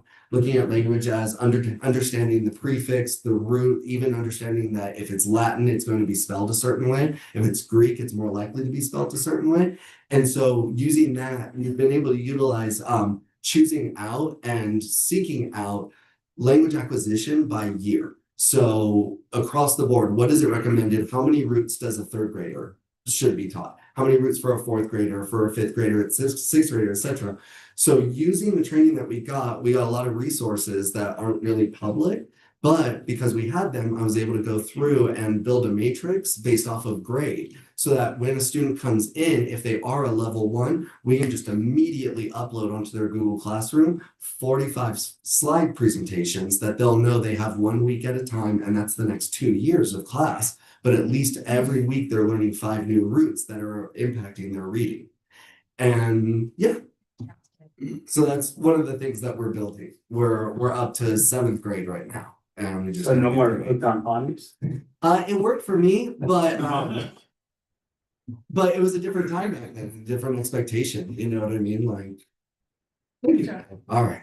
So we're super excited. All right. Speaking of super excited and obvious segues, we have video here, but I know that the video doesn't work. However, this is being made available to everyone, and these are amazing written by high school student interviews asking one another within the class, what did you expect this country to be like? What did you expect school to be like? What did you expect lunch to be like based off of movies and shows that you've seen versus what it actually was? And so if you have the time to just click through, they're really, really fun and really awesome to see. I wish that we could play them, but they are there for all of us. RHS, this is put together by Sylvia Johnson, and this has 57 students spread out all through the 4 years. They were very successful with 5 out of 5. The 5 that passed the test were reclassified this year. So that's really what you want to see. I'm going to go back really quick to this wonderful thing that we have here. When we look at how to reclassify, the best way that I can think of it is it's a bingo card. And we're looking at the kids, and the test is just one box.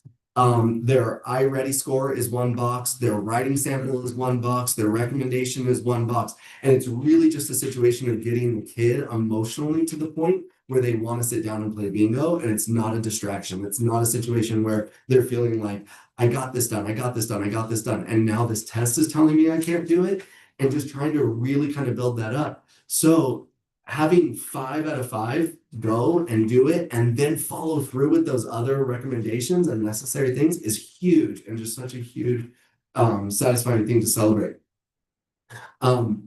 As far as strengths, they're looking at student portfolios, student led, student made, and student reflected upon.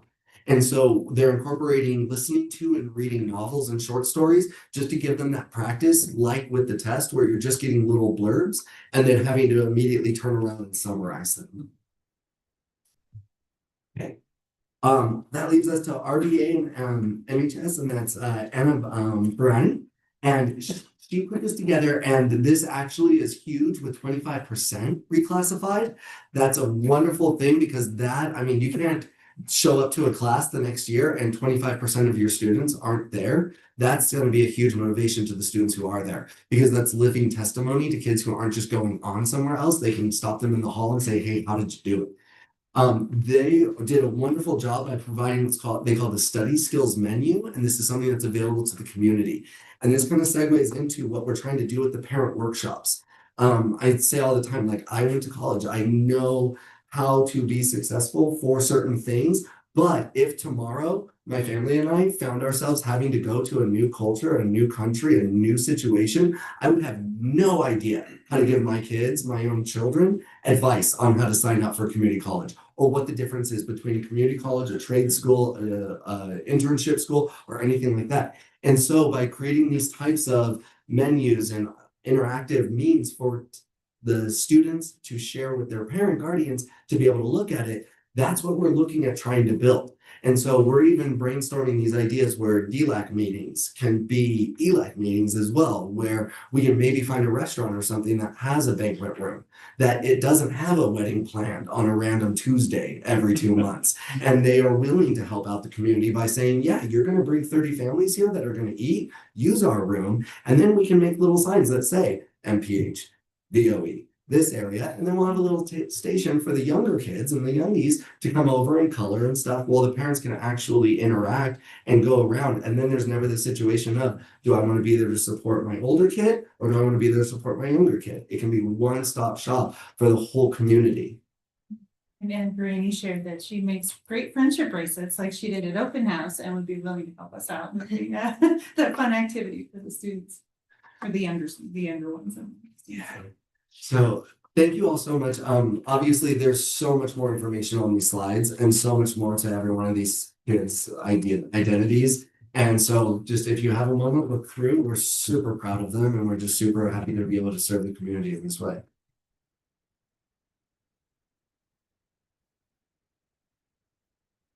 And just say something quick, Ms. Nahas, you are making such an impact within our district, within our community, with our students. Keep up the great work. I hear nothing but great things about you. Thank you. Thank you. 10.0 discussion action items. 10.1 superintendent legislative and advocacy report, fiscal impact none. Okay, I'll start first, and I'll go quickly because Jordan, you're gonna talk, right? Oh, okay. So went to Sandabs yesterday, some just touchstones for the budget. In November, there was projected increase in revenue. There was above projections of $2 billion. And so in November, we're like, oh, we're gonna get extra money. Now we have a $12 billion budget gap, and it's projected we're going to have budget gaps for the next several years. So that 1.8 block grant we were going to get, it's been reduced down to $1.7 billion dispersed out. The governor is committed to fully funding the current TK through 12 programs, the universal meals, the fully funding ELAP, fully funding LCFF, except that he's going to fully fund LCFF by using $500 million from the rainy day fund. Yes, the COLA has been reduced, but not as much, from 2.43 to 2.3. But they are, like you heard before, the unconstitutional maneuver with Prop 98. He wanted to hold back $1.6 billion. He reduced that to 1.3, expect some lawsuits. CSBA is from last year's maneuver and seeing another unconstitutional maneuver. They're feeling like the governor is not abiding by the Constitution and what the constituents of California had voted on with Prop 98. Cindy, are you aware of any results in last year's lawsuit? Interesting. Are you making me say it? Yes. So CSBA is filing a lawsuit. I did get a call from, I am on the CSBA Legislative Committee. Chris Reed from Government Relations called me, asked me if I would be willing to make a declaration for CSBA on behalf of the CSBA in their lawsuit. So I did call Dr. Saviano because I didn't want to thinking I ran him up. But yes, I am part of that lawsuit. Our story, Rim of the World, is in that declaration, including declining enrollment and the effect of any budget maneuvers that are done either at the federal level or state level, and how it really majorly impacts. I didn't say it gives our CBO, Jenny Haberlin, hyperventilating in her bag kind of moments, but I did speak to our district as well as districts like ours. It was kind of scary. I was thinking I was doing a statement, like a letter statement, and then Chris is like, I'm gonna have our attorneys talk to you. So then the attorney talked to me, and then what she sent me was that thing that you get served, like some guy goes, yes. I was like, and so I called Dr. Saviano, I read it to him, like, are you still okay with RIM doing this, with me doing this and naming our district that I'm from RIM and this is our story? And he was like, yes, we need to take a stand on these maneuvers. They're unconstitutional. They greatly impact our district and districts like ours. I think we should take a stand. Have no idea what's going to happen if the governor's backed into a corner, but we'll see what happens. At least we can be the rebel district. So, but that was a little scary to see that legal notice. That was like, oh, okay, this is real. If I disappear, you'll know what happened. No, just kidding. Okay, so with that, Sandabs, we met and we took some positions on bills, as well as we had the CSBA Legislative Committee. There are some bills that I'm going to put forth in terms of you guys understanding that how impactful these could be for districts. Starting with AB 772, this is about cyberbullying off-campus acts. This was a bill that was last year, but it included like even vandalism acts. This has now been reduced down to just cyberbullying. Any cyberbullying that happens off hours, off school hours, off campus, all of that, we would be having to deal with. Which is not, we deal with when students on campus, whether it's for extracurriculars or during their time, instructional time, that is our responsibility. This would make it our responsibility for students' behavior away from school. On weekends, at nights, we would have to be responsible for the disciplinary issue. AB 772, CSBA and CSBA took a strong opposed position. Just feeling that that's not our responsibility. If the cyberbullying comes onto campus, then it becomes our responsibility. Is there any language in there for the summertime? Oh, it's all the time, babe. Yeah, get ready for that. Have fun. You're not gonna have a summer off.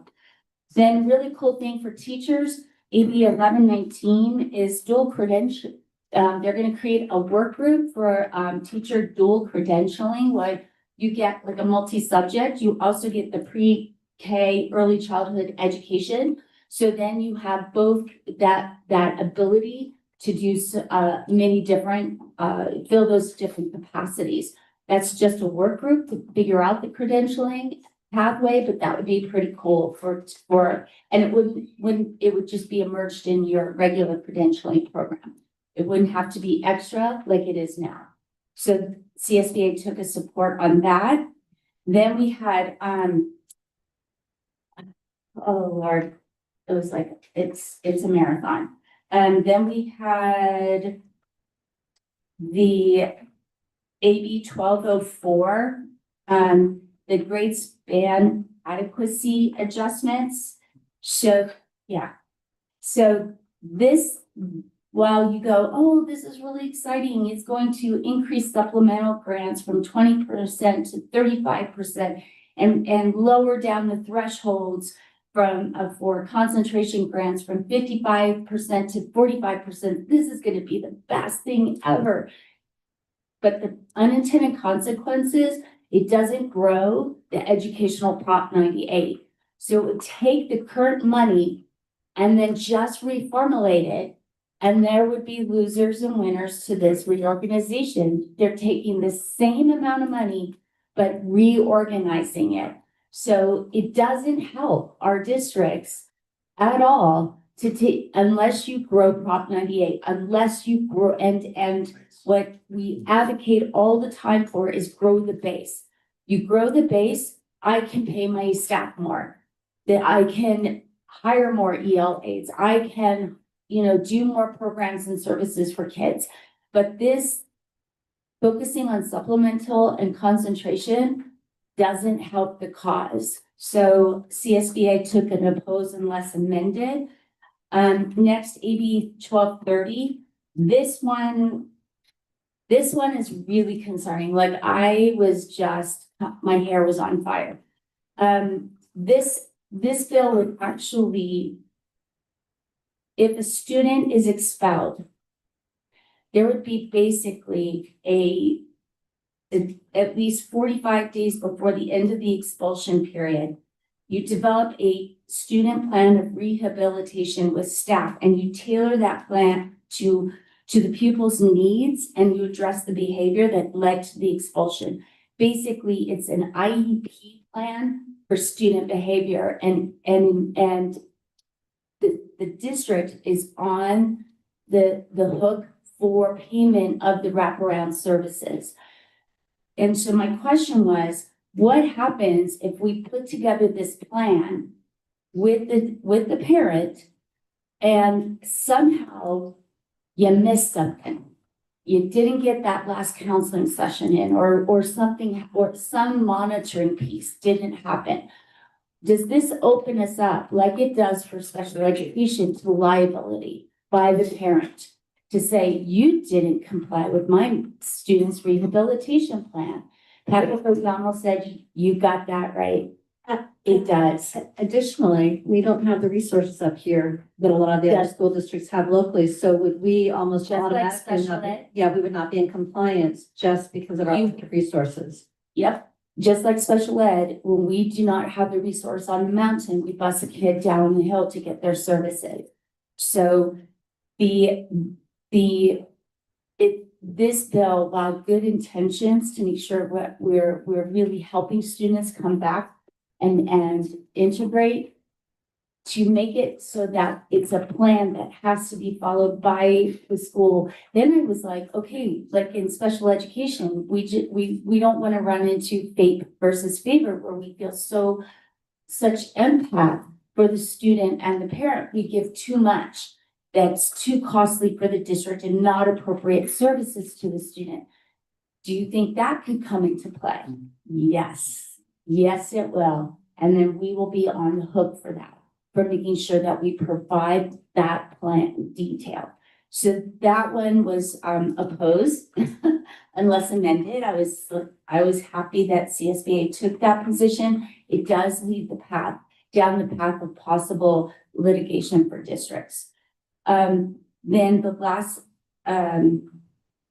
the other thing, Stephanie, I wanted to let you know is that the Career Technical Education Incentive Grant that you have to apply for every single year, and you're still waiting to hear from it, I think. Well, the AB 401 would allow you to apply once every 3 years, and you would know what you're getting and be able to plan your budget more accordingly. Plus, it will automatically put in the COLA for you, so you don't lose. It's adjusted every year per that COLA. So you have less work if this bill passes. So of course, Sandabs took a support position, so did CSBA. So hopefully this moves forward.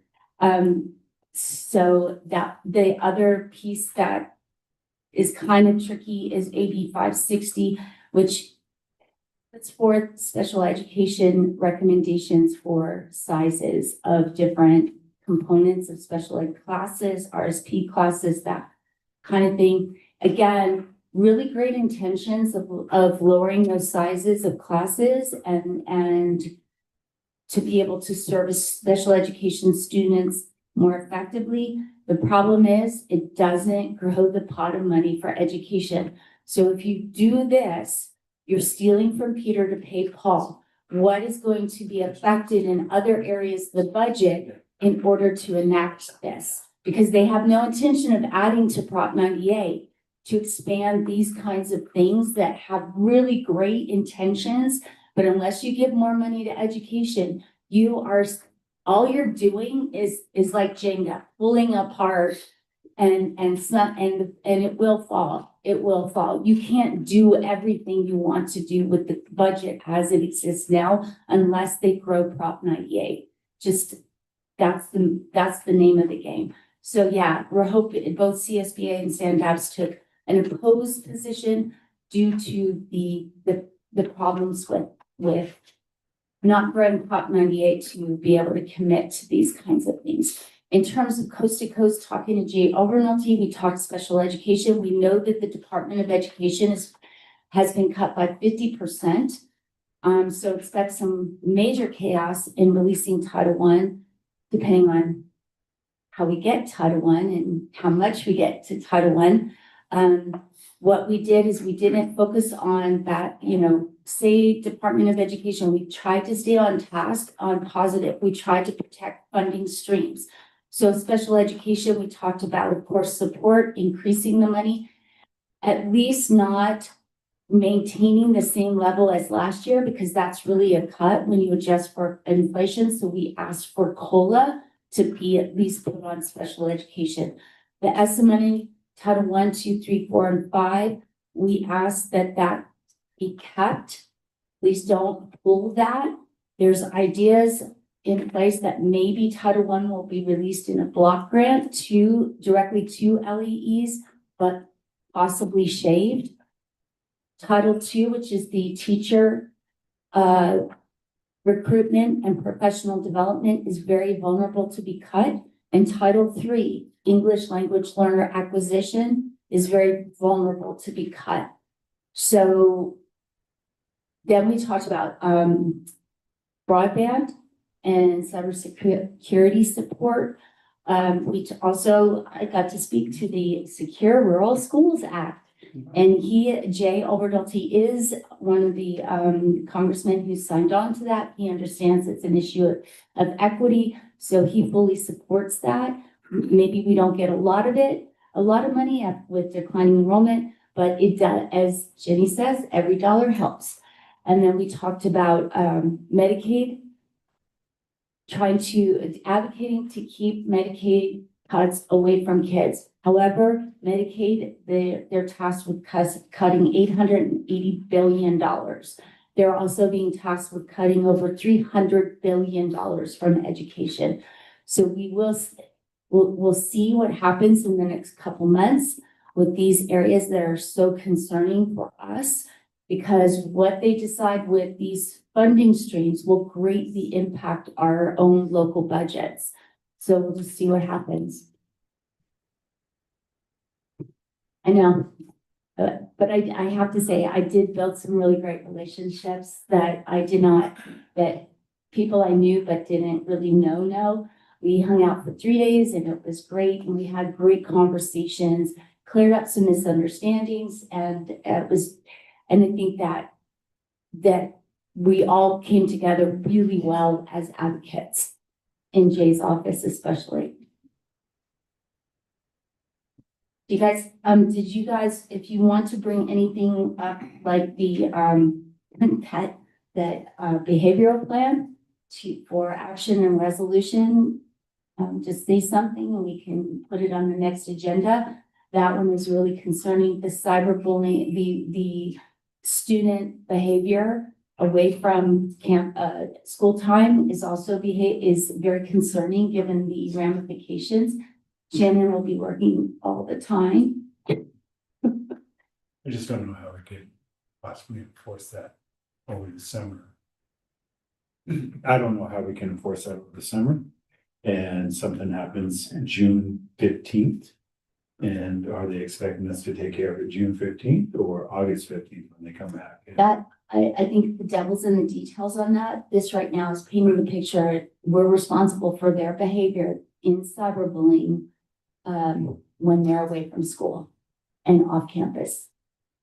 So what happens with students who are not part of the public school system? Good question, Jordana. Again, the devil's in the details.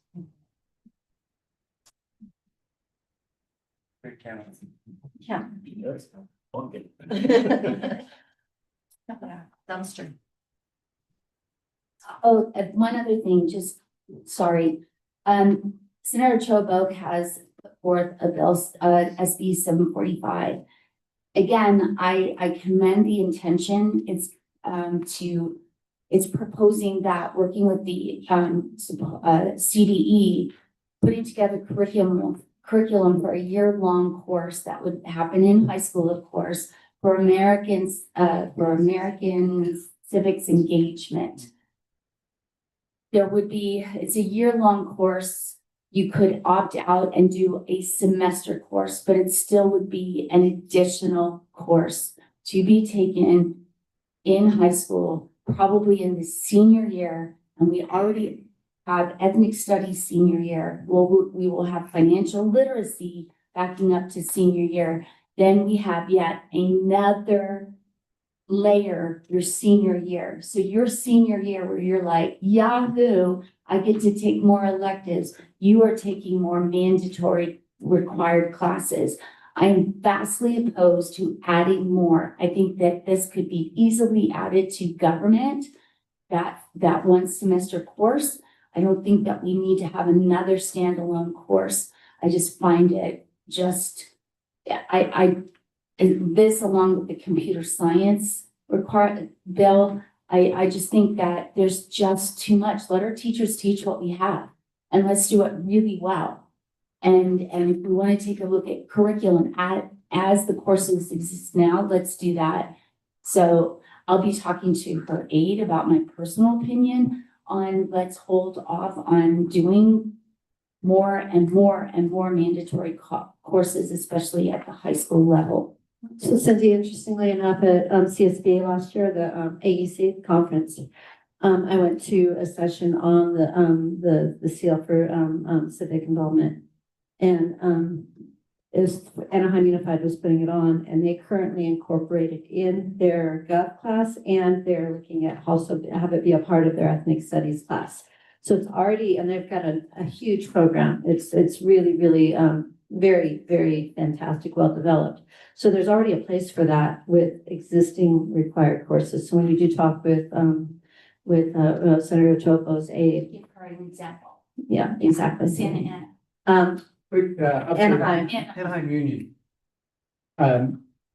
Armando's been shifted around and is no longer our field rep for the mountain area. It's back to Nick Calero, but Cindy knows that. It was announced in government affairs. I think I just missed my copy that one. Back to comments on AB 772. Another way of attacking that is that's an attack on parents' rights and responsibilities.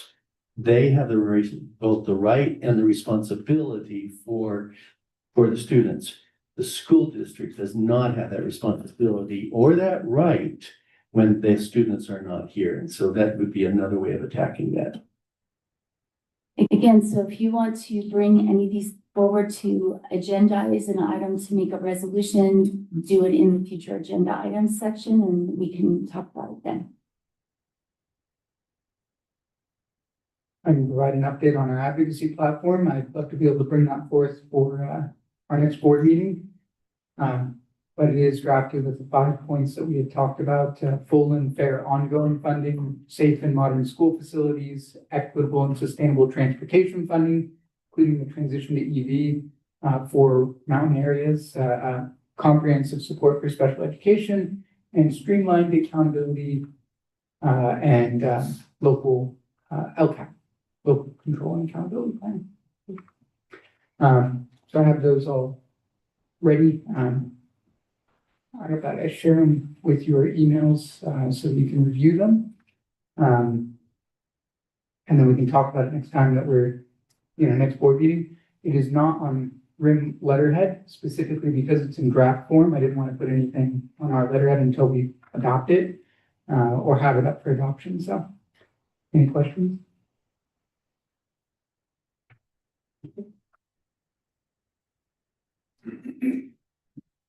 Anything else regarding legislative action advocacy? Then let's move on to 10.2, Superintendent Board Retreat Agenda Planning, Fiscal Impact None. So moved. Second. Discussion.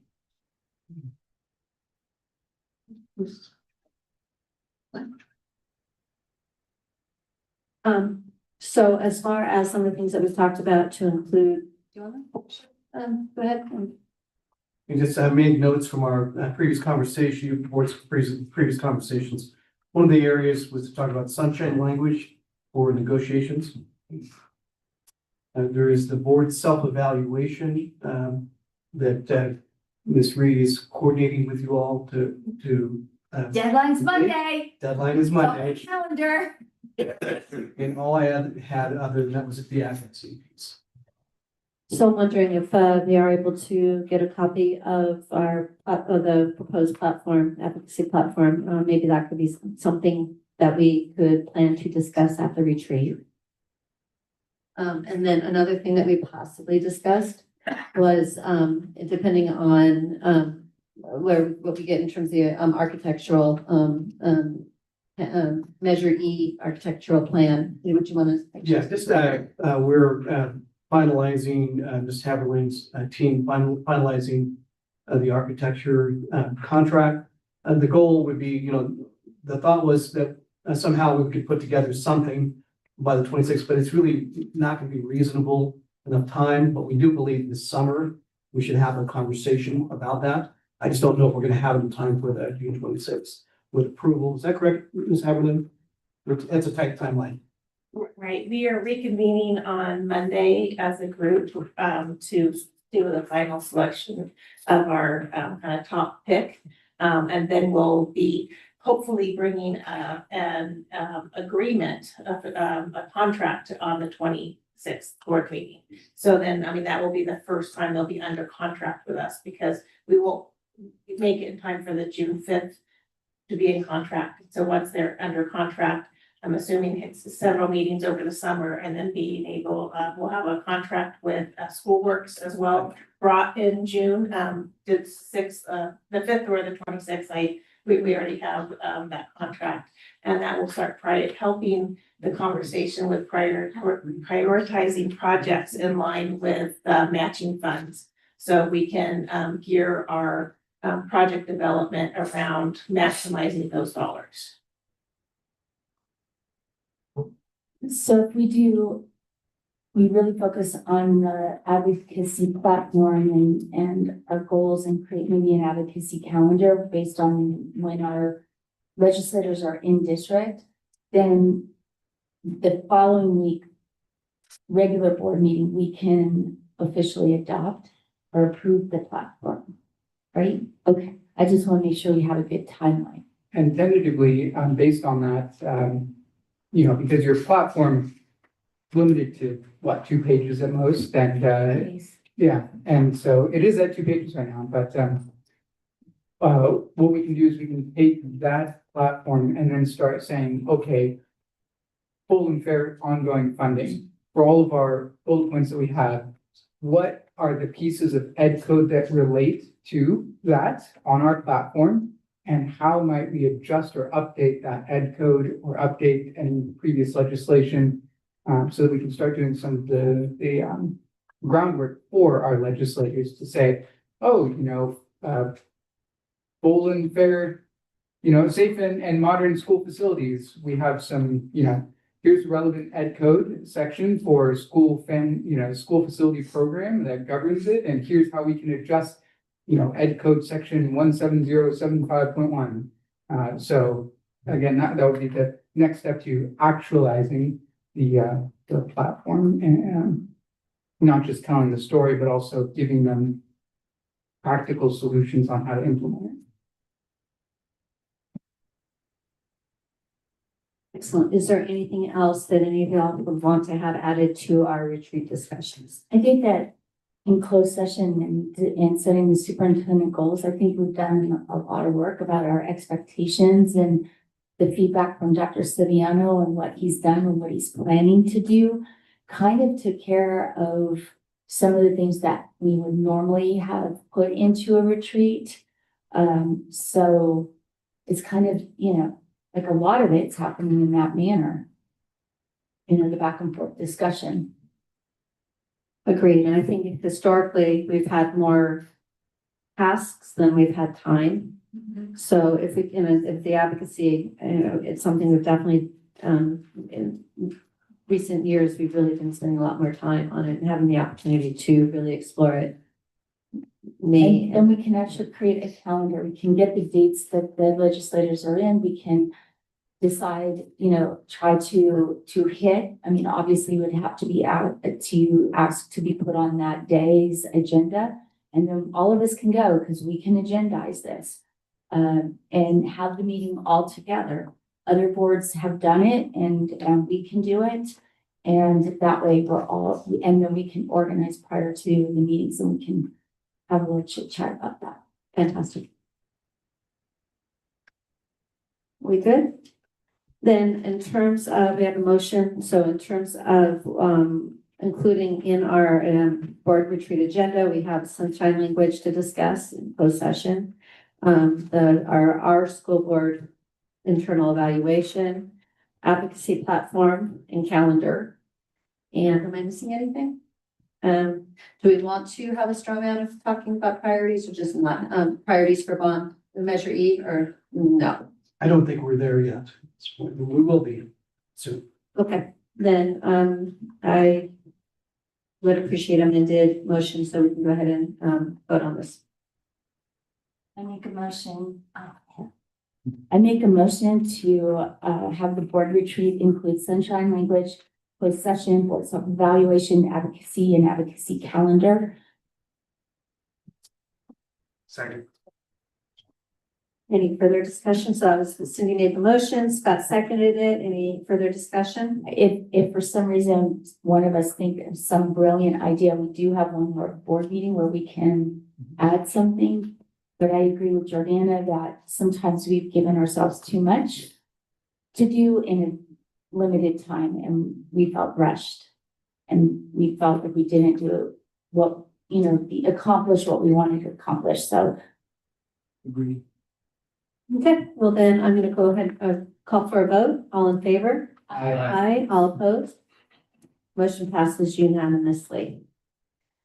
10.3 Personnel Services, approval of the tentative agreement between Rim of the World Unified School District and Rim Teachers Association to increase the certificated salary schedule 1.5% effective July 1st, 2024, and provide a one-time off-schedule payment of $1,500.00 for all certificated employees.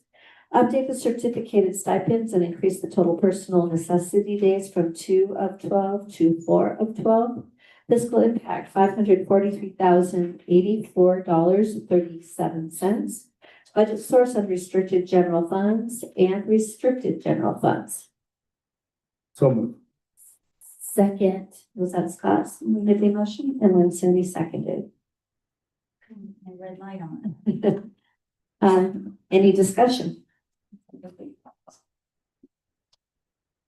Jimmy, are the extra pages that show the deficit spending, how are those put out to the public, but especially to our teachers and our staff? What do you mean by extra pages? You mean the AB 1200 form that's in here? Or do you mean the multi-year The projection? multi-year projections, which also show deficit spending. That 5 years? Mhm. So the multi-year projection, in our SACS, financial reports that we have the first interim, second interim, unaudited actual and budget development, those are, in the multi-year projections that I give you that are in an Excel file that have more detail on them. Those are some of the dates and they're on their state forms in those particular financial documents. So it's in the back after the funds. One of the things we do during negotiations with both groups and we do go over budget and pass those out. Okay, so they actually see those pages in negotiations. Does anyone that's not in negotiations see them? Well, it would be a public document because I would have to have them there if someone, were to request them at the budget committee. We've gone over the 5-year, multi-year projection, on several times. I'm trying to think of other areas. It's not the 5-year is not posted online. It would be summarized, on our website, for all the PowerPoints we do get posted on the website. I mean, I know we're making changes to our website, so how that'll look, I don't know. But so for people who were to seek that out, they could find it, and if they didn't understand it, could reach out. But in our small group meetings, with our bargaining units, with management, with budget committee, those are shared. The 3-year that is in our board notes, so therefore it's a part of our agenda, right? Just seemed to be, for whatever reason, this time clearer to me that it shows the deficit spending that we're already doing. And that's why I was just wondering who sees those. Yeah, I mean, the AB 1200 reports are part of the required public disclosure whenever we, do give a settlement to our bargaining units. And so I guess we could, if we wanted to make our current reports a little bit, this is portrait, we have a lot more detail, so it's condensed. And they don't necessarily see it, but I can see you go right down and it's red. You can see the bottom line. We're spending more than we're bringing in. So, perhaps, Significantly more. yeah, I mean, it can be a function. I'm just thinking, a portrait view on a 8x11 piece of paper versus, a horizontal with a lot more detail. Some of that 5-year document that we use is also a tool, because of the detail we have on it, where this is more summarized. So, having possibly two documents. One is, does it have, I'm just gonna give step and column, we break it out on our internal reports because we want to know what's management step and column, what's classified, what's certificated, what's the statutory cost based on those, what are some of the negotiated impacts. So it's more of an internal tool. That's why it has so much on it that maybe it doesn't match, the average person doesn't need to see that. So, it can be a function of just playing around with some different reports that are summarized so you could see it a little bit bigger font, not so tiny. But the pages even here show the continued reduction in fund account. Yeah, because it's kind of like, instead of flipping the pages, it's one. I see what you mean. So we can look around and changing our format, so it's not a problem. It just looked very helpful. Yeah. Also concerning. Well, also the form is written to provide public disclosure, and that's probably, lends itself, I think. It's still a real wordy report. I think it's 11 pages. So, to get there, and what the bottom line is and what the financial impact is to the negotiations. So. Thank you. Yeah.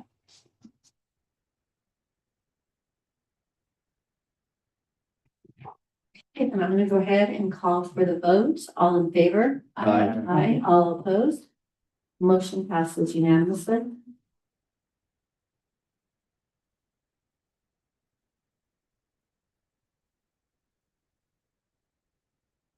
Ten point four, personnel services, approval to increase the the Career Technical Education salary schedule by 1.5% effective July 1st, 2024, and a one-time off schedule payment of $1,500 to all CTE teachers, fiscal impact $15,114.49, budget source, unrestricted general funds, personnel, various accounts. So moved.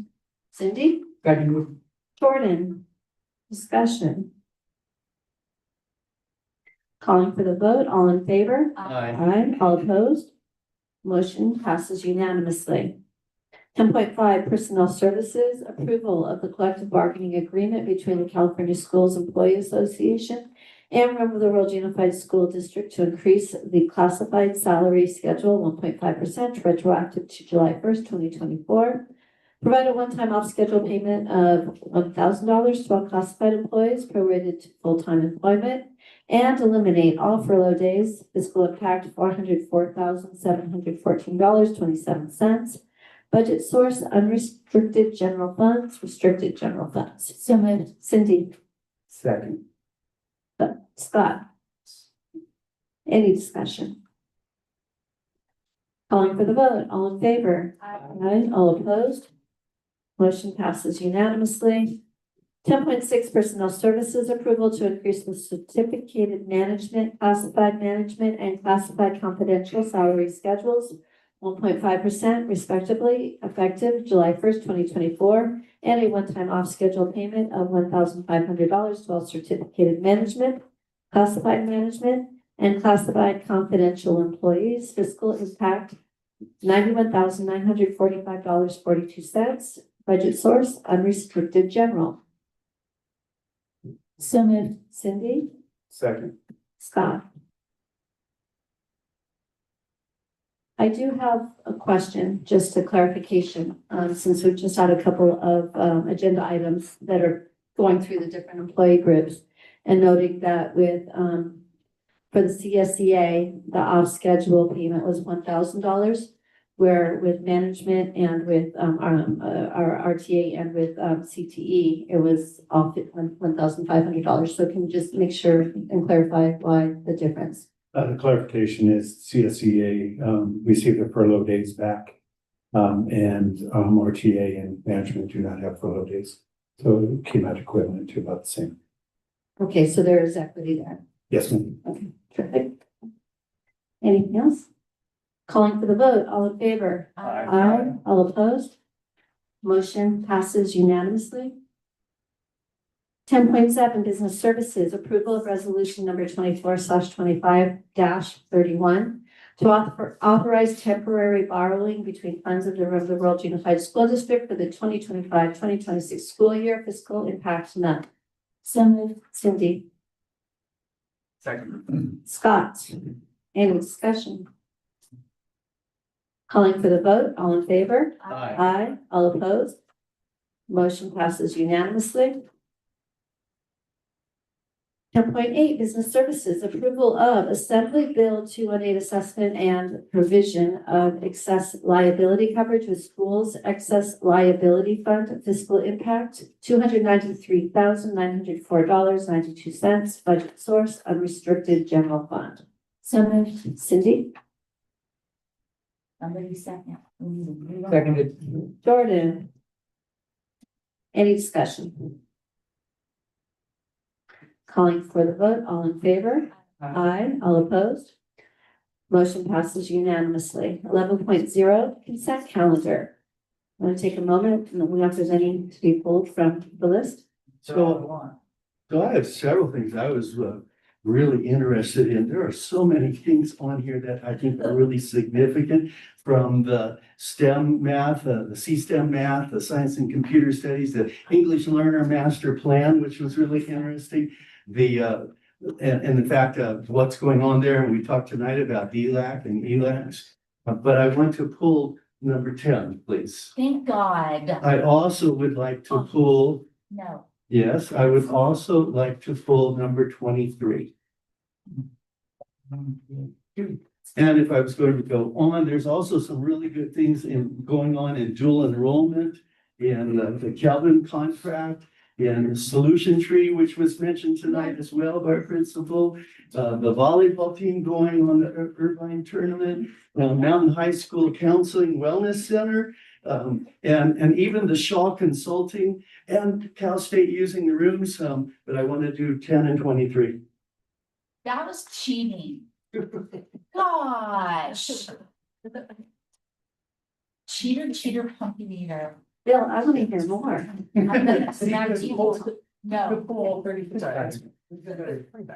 Stop, Jordan. Okay, so other than 10 and 23, are there any additional to be pulled? Okay, then I'm going to go ahead and ask for a motion for 11.1, 11.2, 11.3, 11.4, 11.5, 11.6, 11.7, 11.8, 11.9, 11.11, 11.12, 11.13, 11.14, 11.15, 11.16, 11.17, 11.18, 11.19, 11.20, 11.21, 11.22, 11.24, 11.25, 11.26, 11.27, 11.28, 11.29, 11.30, 11.31, 11.32, 11.33, 11.34, 11.35, and 11.36. So moved. Cindy, Second. Scott. Any discussion on any of those? It's Jen's fault. They're all hers. Just kidding. Thank you, Jen. Thank you. Thanks for making things happen in this district. There are a lot of exciting things on here. I won't go through. Stop. I think Bill covered a lot of it. Oh, but I missed the generators that have been, I also missed the fact that, I will. the security locks going into MPH. There's some really significant things in here that I don't want just to be hidden because they're in the consent calendar. So there you go. Dude, you're cheating again. I'm thinking there are no other comments. I'm going to go ahead and call for the vote. All in favor? Aye. All opposed? Motion passes unanimously. Okay. 12.0 items removed from the consent calendar. So item number 10, do I have a motion? So moved. Cindy?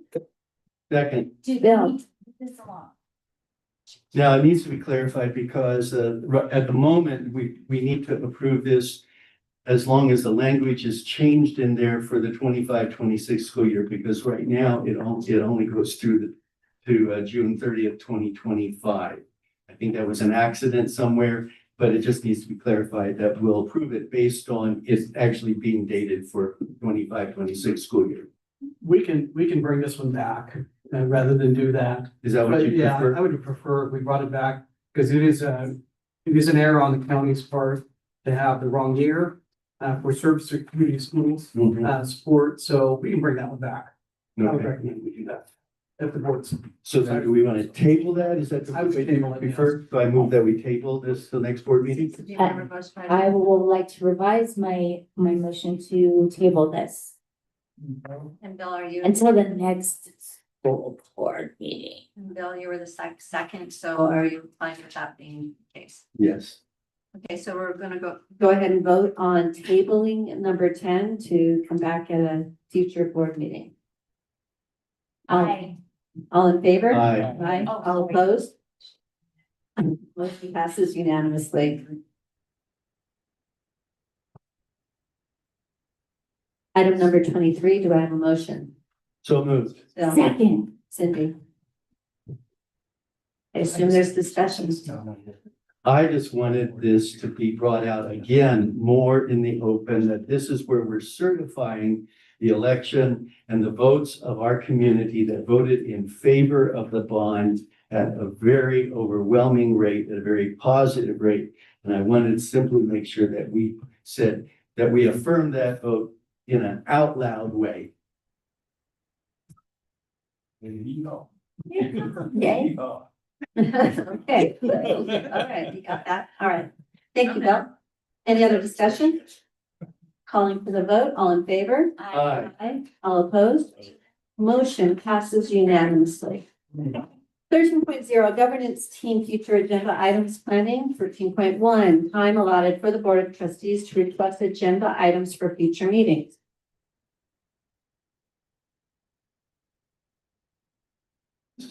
I would actually like to request an agenda item.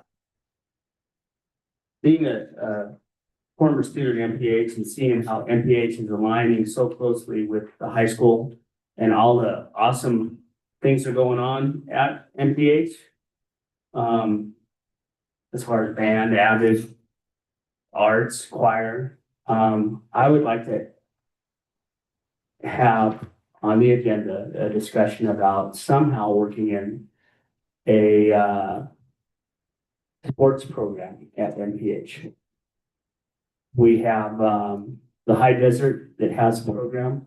I think it's something that we can implement that would be easily done, and within our budget, I think we could get volunteers. It would take some money, but I'd like to just have the discussion about starting something like that, because I think it's the missing part of MPH and making MPH more aligned with the high school and keeping the kids more accountable in the classrooms as well. I think they've made great strides and are doing well, but I think we're missing some of the students there at MPH.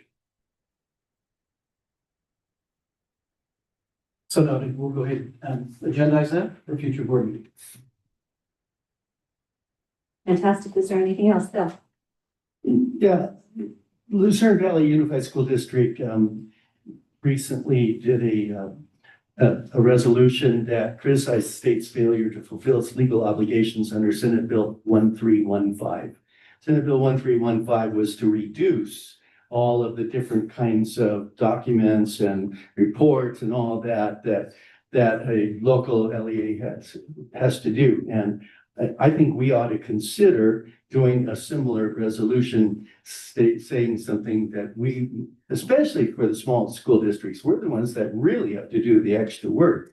And so I'd like us to put that on. I will say that SB 1315 is explicitly mentioned in our advocacy platform under streamlined LCAP. So it is part of the proposed advocacy platform. And then, Okay, go ahead. and then, SB 1315 already passed though, Jordan, right, Correct, it is. and it's been signed by the governor. This is correct. It includes languages such as we support reforms such as those proposed in SB 1315 too, and then calls for specific actions in response to SB 1315. So Bill, is this something that could be added to our discussion at the retreat, or is this something that you want to have act in one of our regular scheduled board meetings, a discussion then? You should do them right. Next one. Well, I think it ought to be an actual resolution of the board that is action of the board, not just a conversation in a retreat. Okay, you want to try to get this stuff done and before the committee of, you know, like if we're talking education bills, you want to get them to the education committees, both the author as well as the members, because they're tomorrow is when all the bills that are in the suspense file are going to be heard.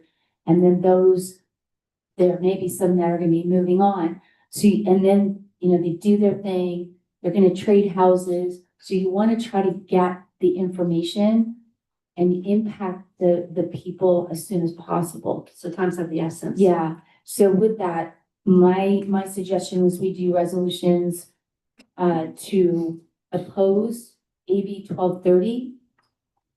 Shannon, we're gonna help you out there, buddy. That we oppose 772. And this one, I mean, I'd like to bring it forward. If you guys want to vote it down, that's fine, but that's the SB 745 is adding yet another class, the civics class. Because I agree with you, Jordana, we can figure out how to get there the same way, but not take up more of our kids' time. And I would, those three would be an oppose, yes, at the next one, so that we can make sure that we get these two, the bill's author, as well as the education committee members of both the Senate and the Assembly. So you're talking about all three, meaning the resolution for SB 1315, opposing AB 1230, and opposing AB 772. And yeah, and SB 745, oppose it. Okay. In clarification, that's for the June 6th board meeting? Yes, please, because you know, we need to have more work and we need 39 things again on the agenda. Look at Dr. Sevian, it's like, stop. Anything else? Okay. 14.0, future meeting dates, regular board meeting, June 5th, 2025, 4:00 p.m. closed session, 5:30 p.m. open session, 24740 San Ritz Way, Crestline, California, 92325. Board retreat, June 20th, 2025, 9 a.m. to 4 p.m. 24740 San Ritz Way, Crestline, California, 92325. Regular board meeting, June 26th, 2025, 4:00 p.m. closed session, 5:30 p.m. open session, 24740 San Ritz Way, Crestline, California, 92325. 15.0 recess to closed session, that is not necessary. 15.1, nope. Let me go down to 16.0 adjournment. 16.1 adjourn meeting. Do I have a motion? Move. Second. Cindy.